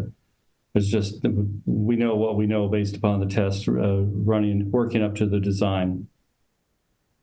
Okay, and I don't know if you can answer this, Keith, or get back to me, but we are building Village D that's down the corner, and we do have KB homes that just got built and Hobibian homes that just got built. And so with this crop still in that location and we bring that well up to online, will that affect those homes that are being built in the area? And you can get back with me with that answer if you don't have it. No, I should be able to go ahead and answer that right now. We believe that we have sufficient capacity in the system to go ahead and accommodate both the KB homes as well as another subdivision that went in earlier to the south, which is the Melanie Meadows subdivision.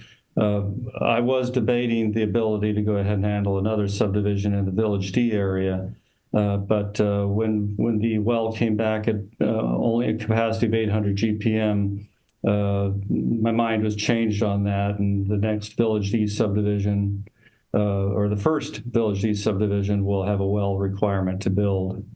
As far as the farm, I don't anticipate that it's causing major concerns for the city, at least not at this point in time. Okay, perfect. Thank you. That's great. That's good news. Mr. Rodriguez. Yes, thank you. And I will add that, it's just as a reminder that it wasn't too long ago that we experienced some severe droughts in our community. So we've had some wet years, and it's great to see the Fresno River kind of trying to go back and recharging our aquifer, our basin. But we don't always have those wet years, and that's probably something to consider here in the next couple of years to anticipate maybe another drought. And if that's the case, then again, we're fighting for that precious resource. So to Councilwoman Gallego's point is that, when we're looking at these wells, we have to consider the impacts that it has within the proximity of our residents. Because at the end of the day, we'll come back here with another study telling us that these wells now need to dig deeper. And as they dig deeper, it costs every resident a bit more money.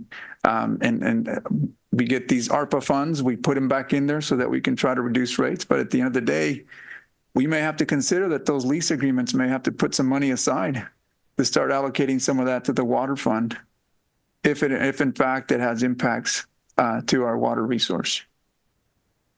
And those are my comments. Thank you. So this is a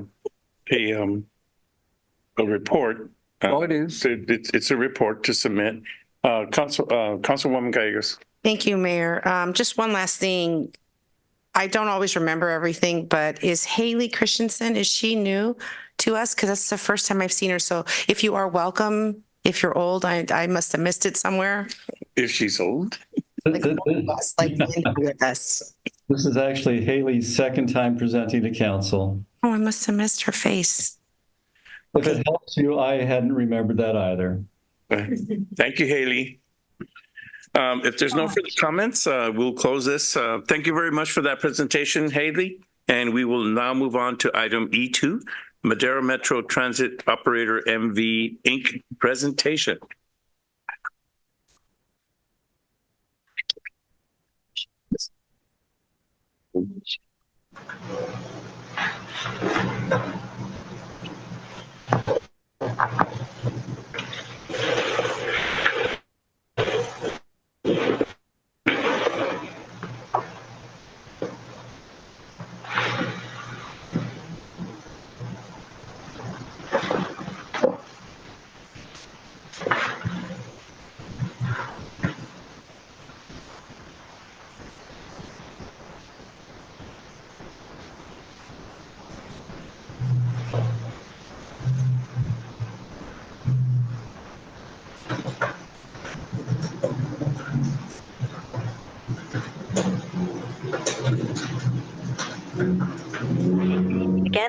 Mayor, Mayor Pro Tem, City Council, members of the public. Tonight, or in the previous meeting, the City Council requested an update meeting from the city's transit operator, MV Inc. And here with us tonight is Vincent Parker. He's the general manager for MV. I'm not certain, but I believe possibly there are a couple of regional vice presidents on as panelists. If so, they are Peter Edwards and Lorraine Lopez. I'll now pass it over to Vincent.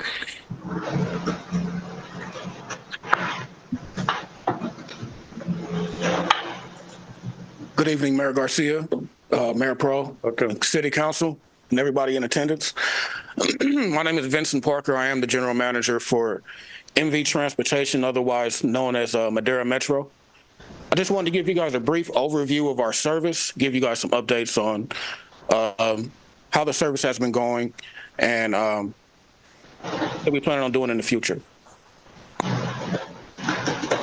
Starting off with our DAR service, our otherwise known as Dial-A-Ride, it's showing steady growth ever since 2022. And going into 23, we really start seeing growth because of our opportunity to become fully staffed. But being fully staffed was one of the biggest issues, one of the biggest hurdles that we had to overcome ever since I've come in and ever since before COVID. As of right now, 2024 is looking to be our strongest year. And we also are looking into other ways to better accommodate the general public with our Dial-A-Ride service. Our fixed route service went into effect January 8th of 2024 with our new routes. As of February, we were able to get a 30-day window of what those new routes would look like for the month and moving forward. And as you can see, our blue route, it started off pretty slow, but it is growing, as well as our green route and our yellow and purple. One of our biggest hurdles that we had to deal with when it came to our new service was getting the general public used to the new service versus the old service. Working with Marcella and Sochi, we have been able to accommodate the public, and they are now starting to get a better understanding of our new system. And our ridership, because of that, is improving. Our van service just went into effect as of March. We understand that the vans did come into the city of Madera's maintenance department in June, but the issue that we all were facing was we had to get the vans wrapped. We had to get the vans ready for the general public use, and we had to train the drivers. Once the vans were delivered to us, we went ahead and started training drivers in the vans, and currently we have our vans out there in the street. We have one driver that's out there every day in the vans, and in the next coming week, we will have an additional driver who will be out there in the public with the vans. One of the things that we looked into when I talked to Mayor Pro, we had a meeting last week, and one of the things that we talked about was getting the residents of Madera to Fresno because of the hospital closure. We will be working together to come up with what exactly we can do for the residents of Madera, getting them to Fresno, and that'll be one of the things that'll be coming in the future. Our reservations and call logs, we wanted to make sure that we started getting our numbers down as far as hold times and wait times for the general public when they called in to make a reservation for DAR. As you can see, we had a few spikes. Reason being, we were short-staffed with a dispatcher as of February of 2024. We have since then filled that position, and we are expecting for our wait times to drop even more.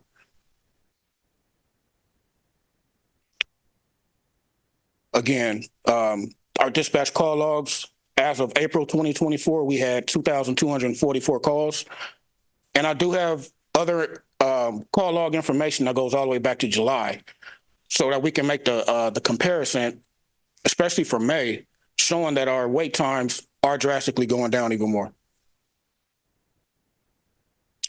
Safety. Our division continues to have some of the best safety numbers throughout our region and our company. We had drastically changed our training department. And because of that change in our training department, we start seeing our numbers drop drastically. In 2022, we had 4 preventable accidents. In 2023, we had 1. And currently in 2024, we only have 1. So our numbers are steadily getting better, and we want to keep our numbers the way that they are right now. And we want to also consistently improve our training department. In doing so, my road supervisor and myself, we conduct safety meetings once a month.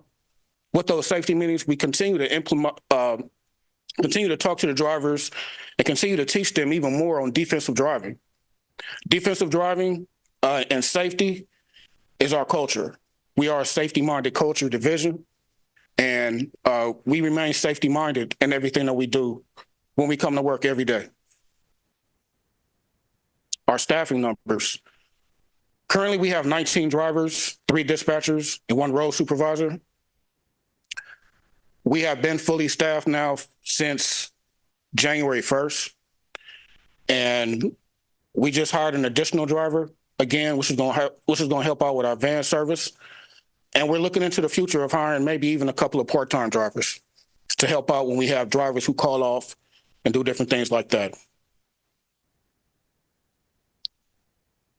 This right here is Deli Montano. Deli has been with the company for 23 years and is our most senior driver. Deli has never come up on drive cam and has never had any preventable accidents during her tenure. Deli helps train new drivers, has a wealth of knowledge of transit and the city of Madera. Deli always keeps safety first, cares about her community, and believes in getting every passenger to their destination safely. Along with Deli, we also have an additional 4 drivers who have 10 plus years of service within the city of Madera. We have a driver coming up on July the 9th, Miss Angelina Avido. She also will be celebrating 23 years of service, along with another driver who's been there 17 years, an additional that's been there 15 years, and one that just celebrated 11 years. With our new drivers that we brought in from 2023 and 2022, we have 1 driver that's about to celebrate 2 years, and all the drivers that started in 2023, they're currently still there, and they're getting ready to celebrate 1 year. So our staffing numbers have gotten better, along with our turnover. And that's my presentation. Thank you very much, Vincent. Do we have any members of the public wishing to comment on the transit? Do we have any written or Zoom comments, Alicia? Mayor, we did receive 1 written public comment from DJ Becker that was received prior to this evening's meeting. A copy of that email has been forwarded to City Council. Copies have been printed and provided to City Council, and copies have been made for the public and are at the podium if anyone wishes a copy. Thank you. Thank you very much. I'll close public comment and bring it back to council for comments. I did want to ask Vincent, when you talk about safety and issues regarding safety, does that include boarding the vehicles, or is it just something like a traffic accident with a... No, it includes boarding the vehicles as well. Yeah. One of the things that we implement in our safety meetings is making sure that, number 1, the driver doesn't move the vehicle until everybody is seated and they're asked to put on a seatbelt. Number 2, one of the biggest things that we implement with our drivers and that we stress with our drivers is making sure that we're getting our wheelchair passengers on the vehicle safely and strapped in, and as well as deboarding the vehicles. To continue, there are many, many people in our community who don't have vehicles. They don't have cars, and they need public transit in our community.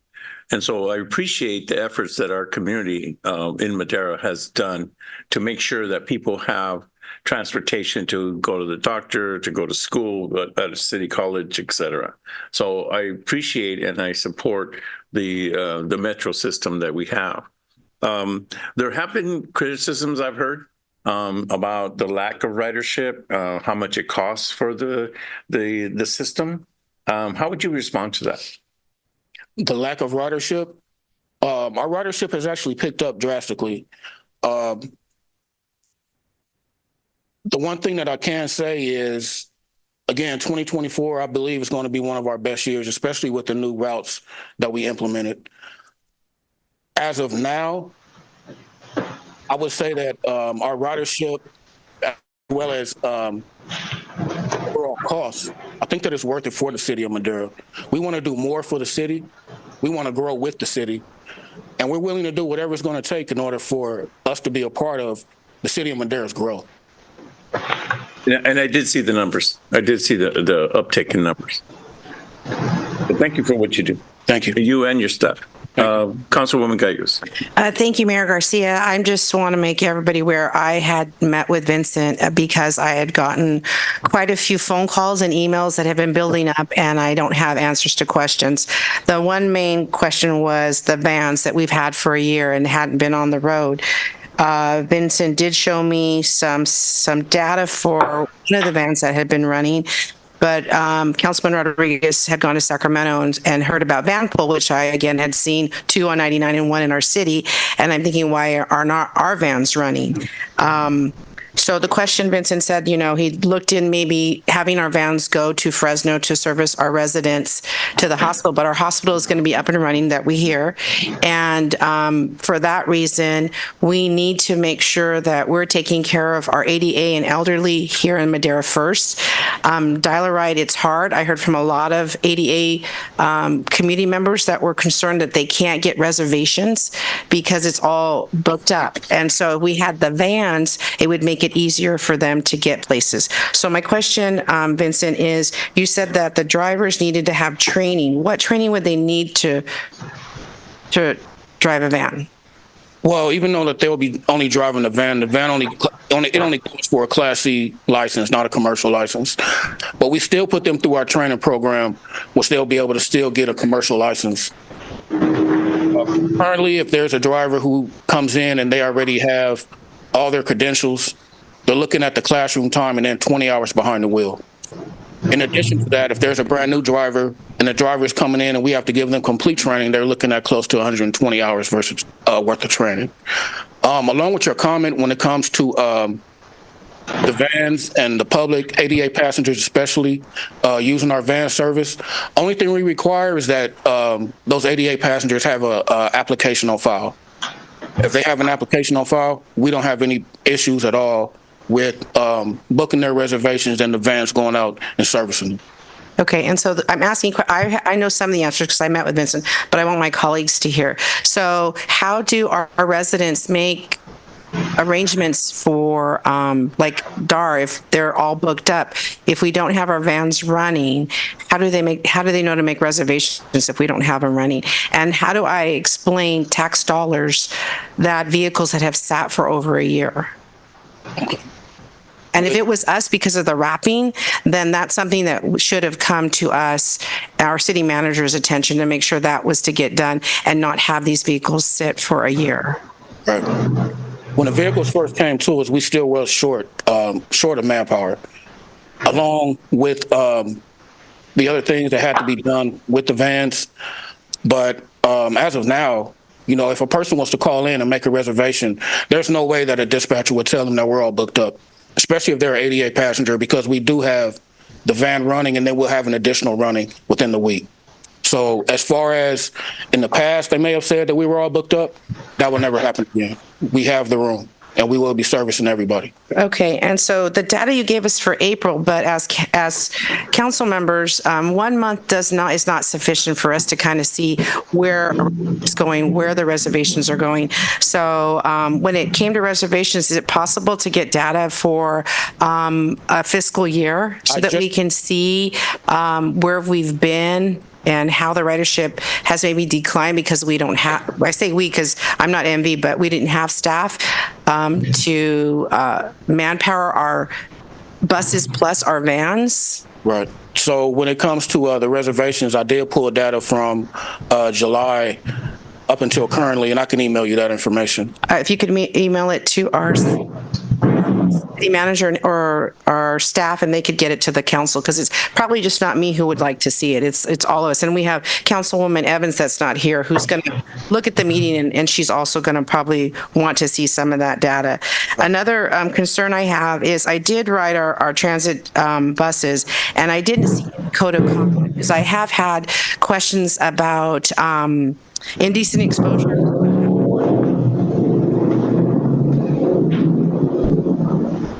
Excuse me, Peter. And decent exposure. And if there's not a code of conduct posted, and I asked my staff, and they said that they did present you with code of conduct, that's not posted in our buses. So when you have residents that are, homeless, unhoused, I should say unhoused, and they're showing indecent exposure, which our PD did not get information of that, which I was concerned. Another concern is that we're not getting the incident reports when it comes to the ridership data, incidents, and complaints. We are getting accidents, but we're not getting the rest of that data.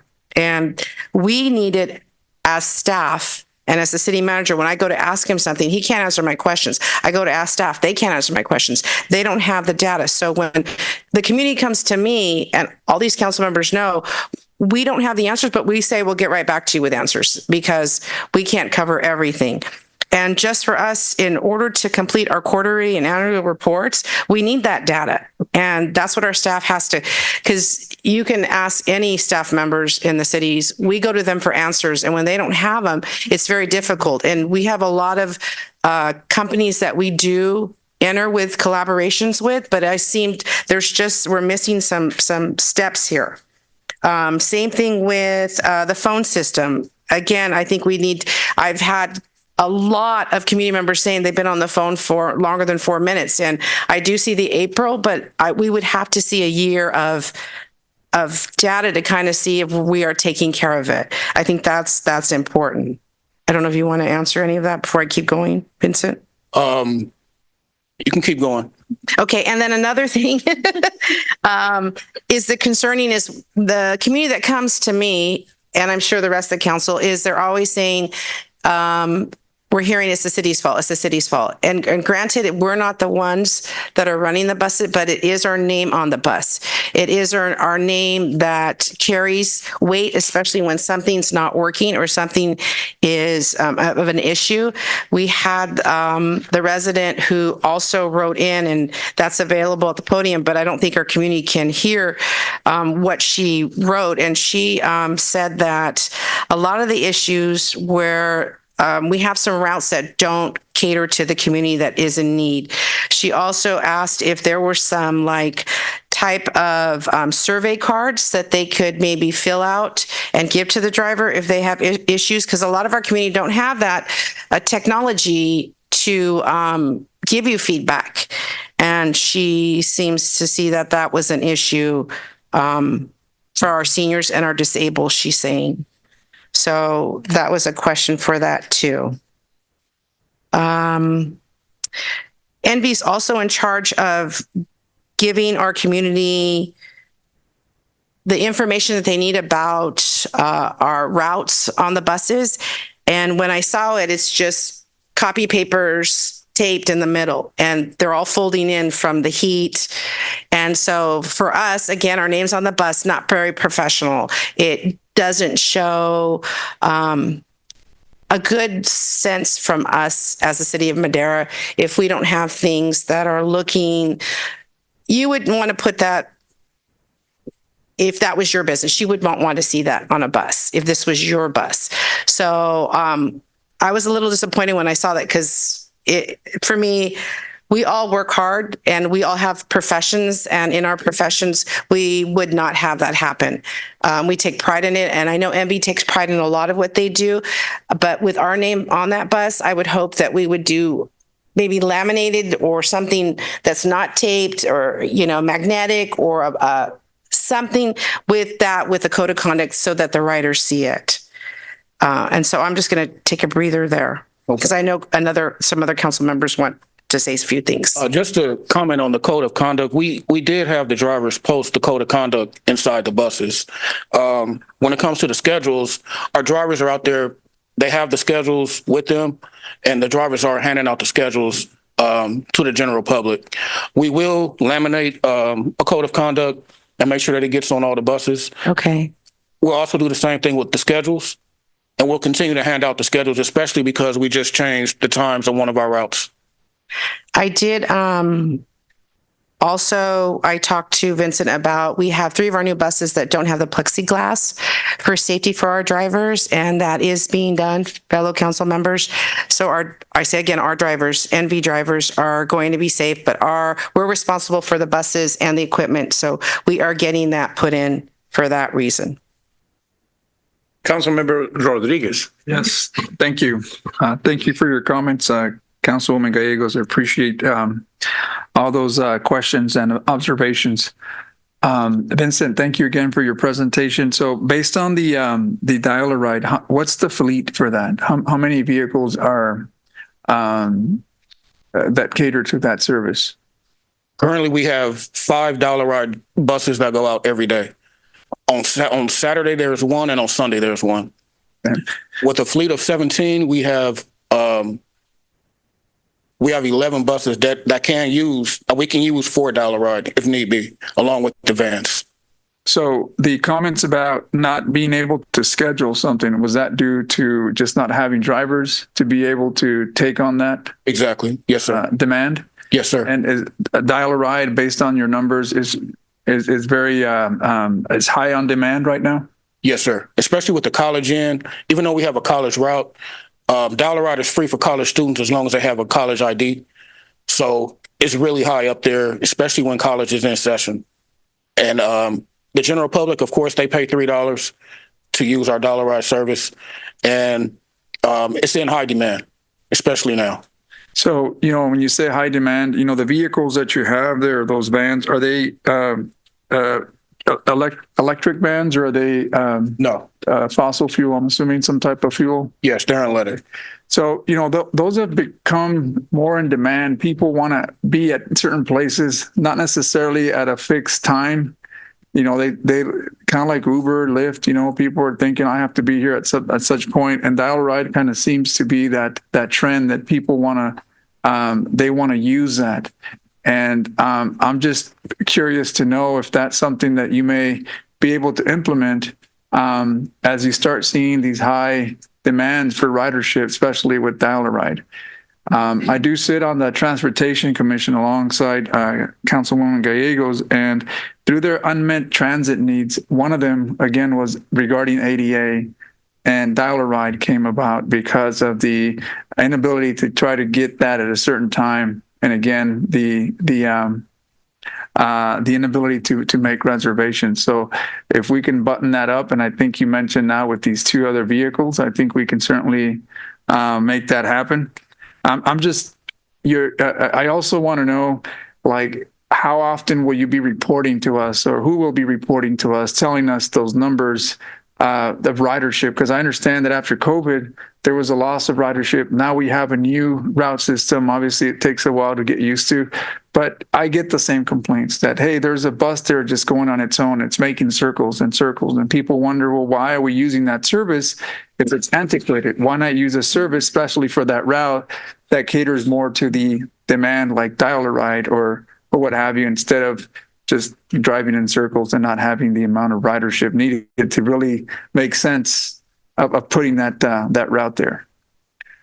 And that's kind of what I wanted to comment, because it seems like more and more cities are adapting to these new trends of high demand with Uber, Lyft, dial-a-ride, or whatever other names they want to call it, but it's really on demand transportation.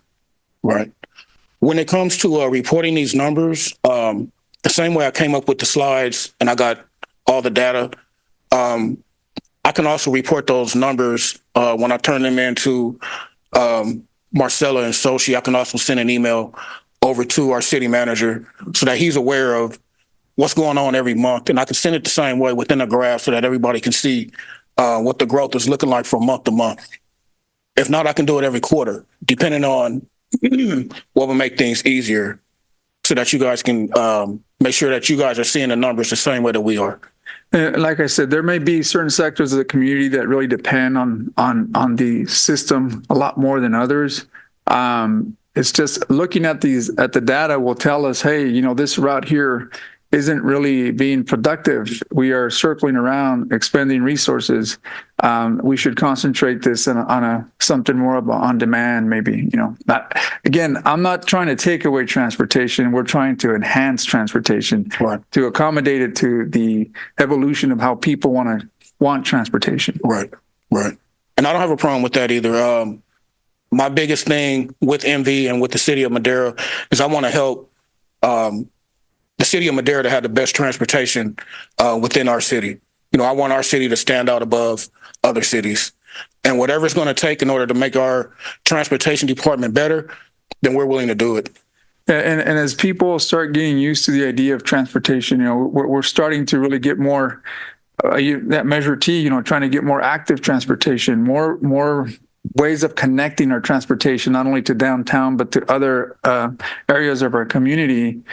If we can have our people start looking into transportation as means to try to reduce the emissions, and I mean, it takes people to want to, you know, take on that initiative. Myself, I don't live but a couple of blocks. Would it be best for me to walk, ride, or take a bus? Right. And people at some point will have to see that as our city continues to expand.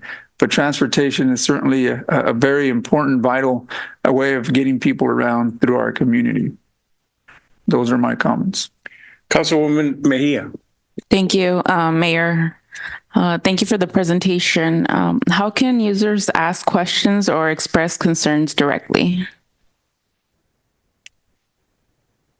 Right now, they can actually call in. You know, you can call in a dispatch if they have a complaint or want to make a comment. And right now, that's really the only measure that we have for them to directly get in contact with us is to just call in a dispatch. Dispatch takes on the message. They give me their number and then I return their phone call. And that's what's been working recently, since I've been there. We don't have in place, besides comment cards, if the road supervisor was to report to an accident or anything like that, and he was to collect a courtesy card or something along those measures, then we return the phone call if they have any concerns, or even if one of us goes out to a scene to get somebody off the bus and someone in the general public has a question or a comment, then we're able to take it right then and there, get their information, and then get back with them. Okay, thank you. Is there a possibility to move towards having more like a digital or trail? Like, for example, the city of Madera has like a contact form. Is that something that could also be done for the transportation system? Definitely. And then also promoting that, I believe Mayor Pro Tem Gallegos had mentioned having this information available to users inside of the buses or on the signs. My other question is, why were the white benches that are on the signs selected? The new ones.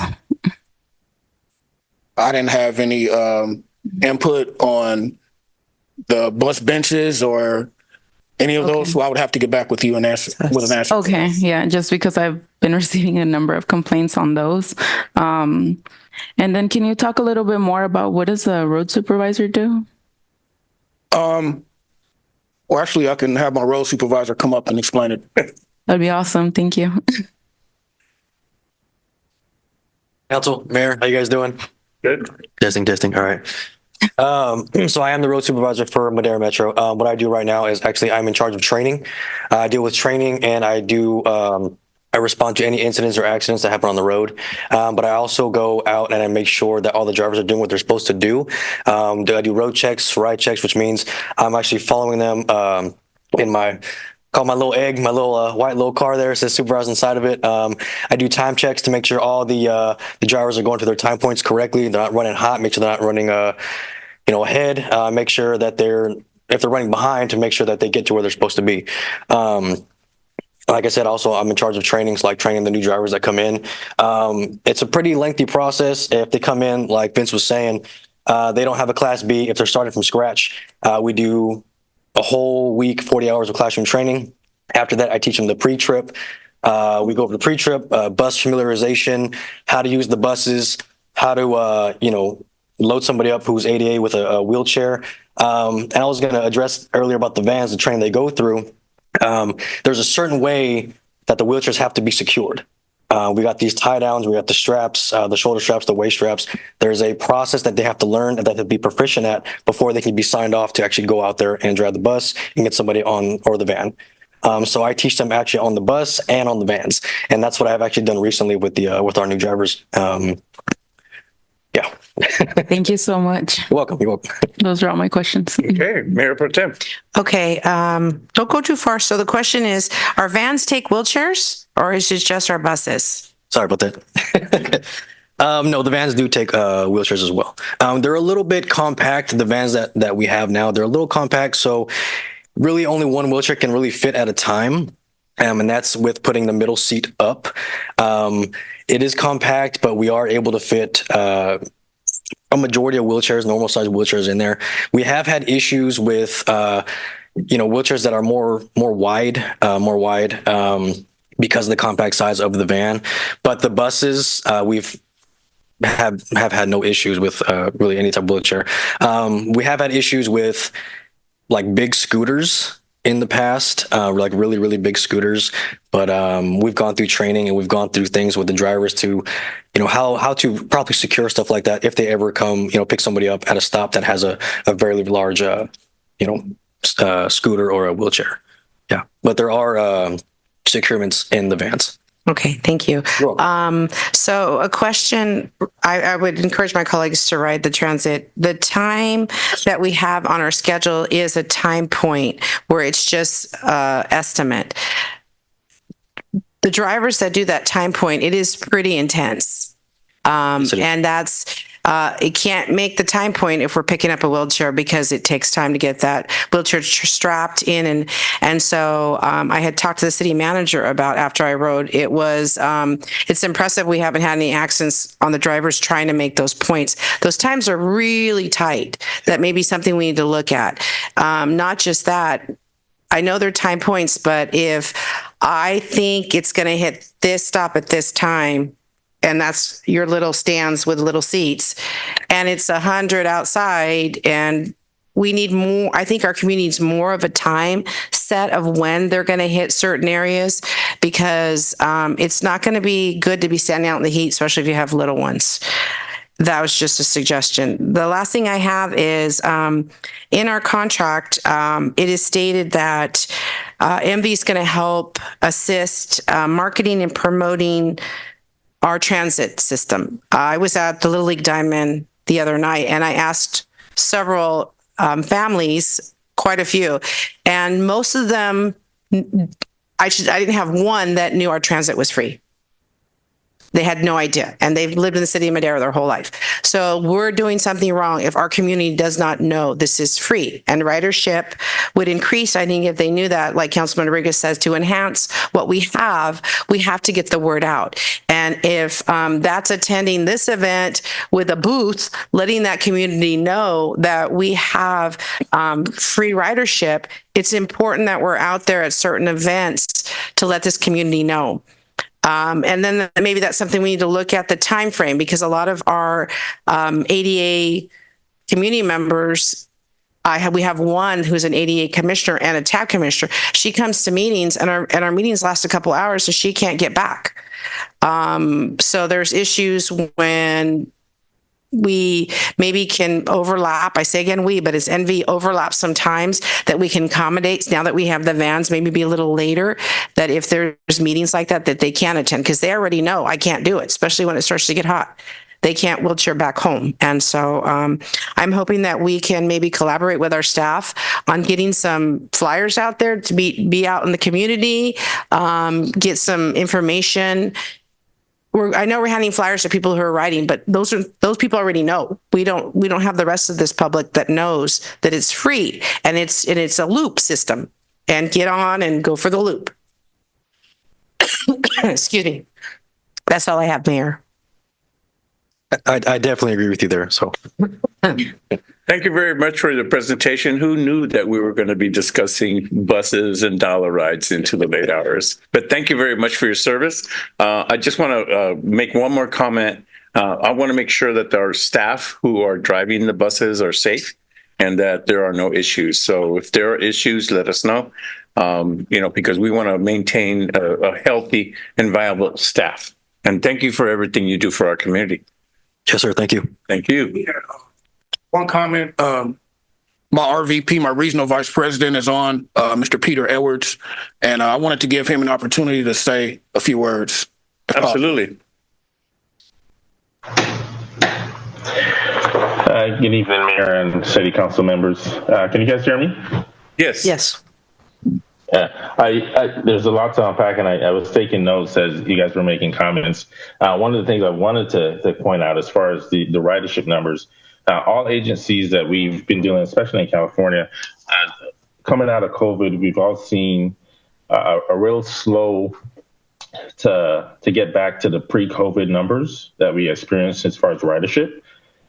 So I think from the slides that Vince showed, there's a really nice progression as far as ridership goes that we're seeing. And I think to his point, 2024, you'll see ridership get back to around 60 to 70% of what it was prior to COVID. And there was a comment made about community outreach, letting folks know that that the service is free. I think that's a great point. And MV has a public relations sector that can help the city really provide the outreach that's needed to get the word out, so that will provide the ridership that we're looking for here. So, and my last comment would be as far as reporting out on either a monthly or quarterly basis. I think we have the resources and the reporting that we can do that.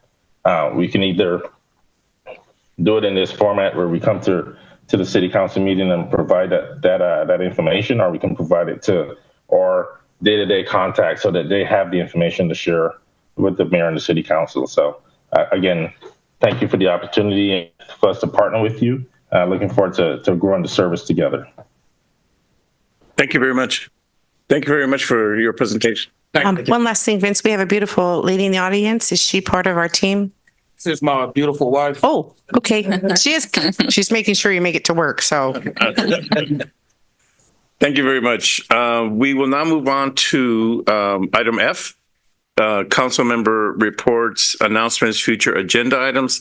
This portion of the meeting is reserved for the mayor and the city council members to make brief reports on boards, committees, and other public agencies, and at public events to request updates, to initiate future agenda items, and to take action on matters initiated under this section of the agenda.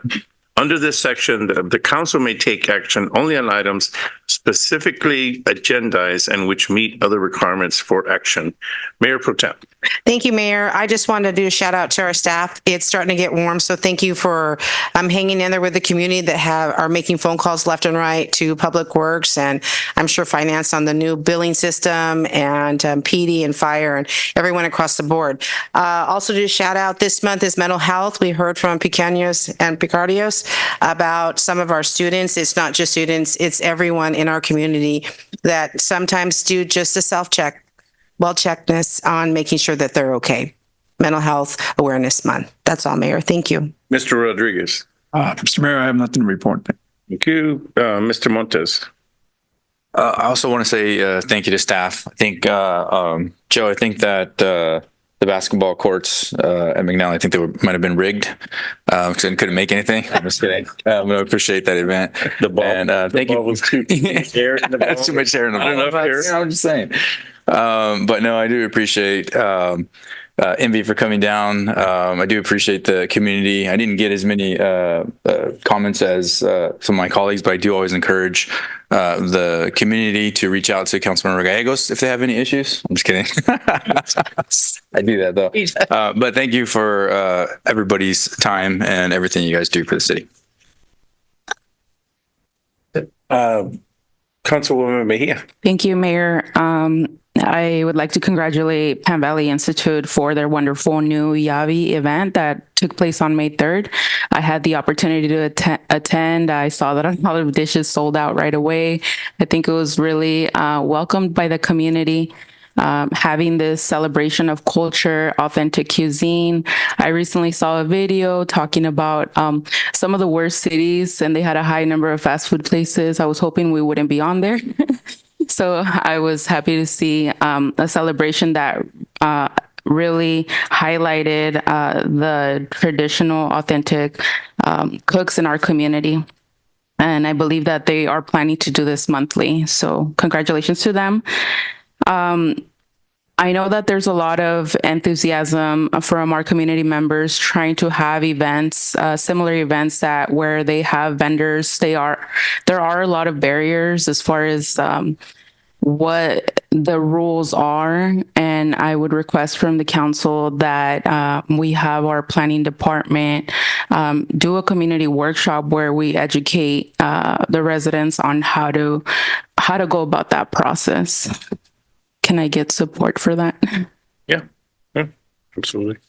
Okay, and that concludes my report. Thank you. Mr. Villegas. Thank you, Mayor Sanchez Garcia. I just wanted to say that thank you for all the presentations today. And also I want to remark, yesterday we had recognition of those officers that were following the line of duty. So it's very important to recognize those efforts of they have been making over the history and good for the community. Also, I want to remark that we next Friday and May 24 is going to be the breaking the ground for the new food bank building in the south corner of the 28 in Knox Street at 11 o'clock in the morning. So whoever is able to attend, so just welcome. And that's my report. Thank you very much, Mr. Villegas. That concludes our meeting. We have no closed session items. We're going to be adjourning now. Let's see if I can find the next meeting dates. June 5th. Thank you very much, Alicia. June 5th is our next meeting date. The time is now 8:12. We adjourn this meeting. Thank you very much for everybody attending. Thank you for the staff for being patient with us. And you all have a good night.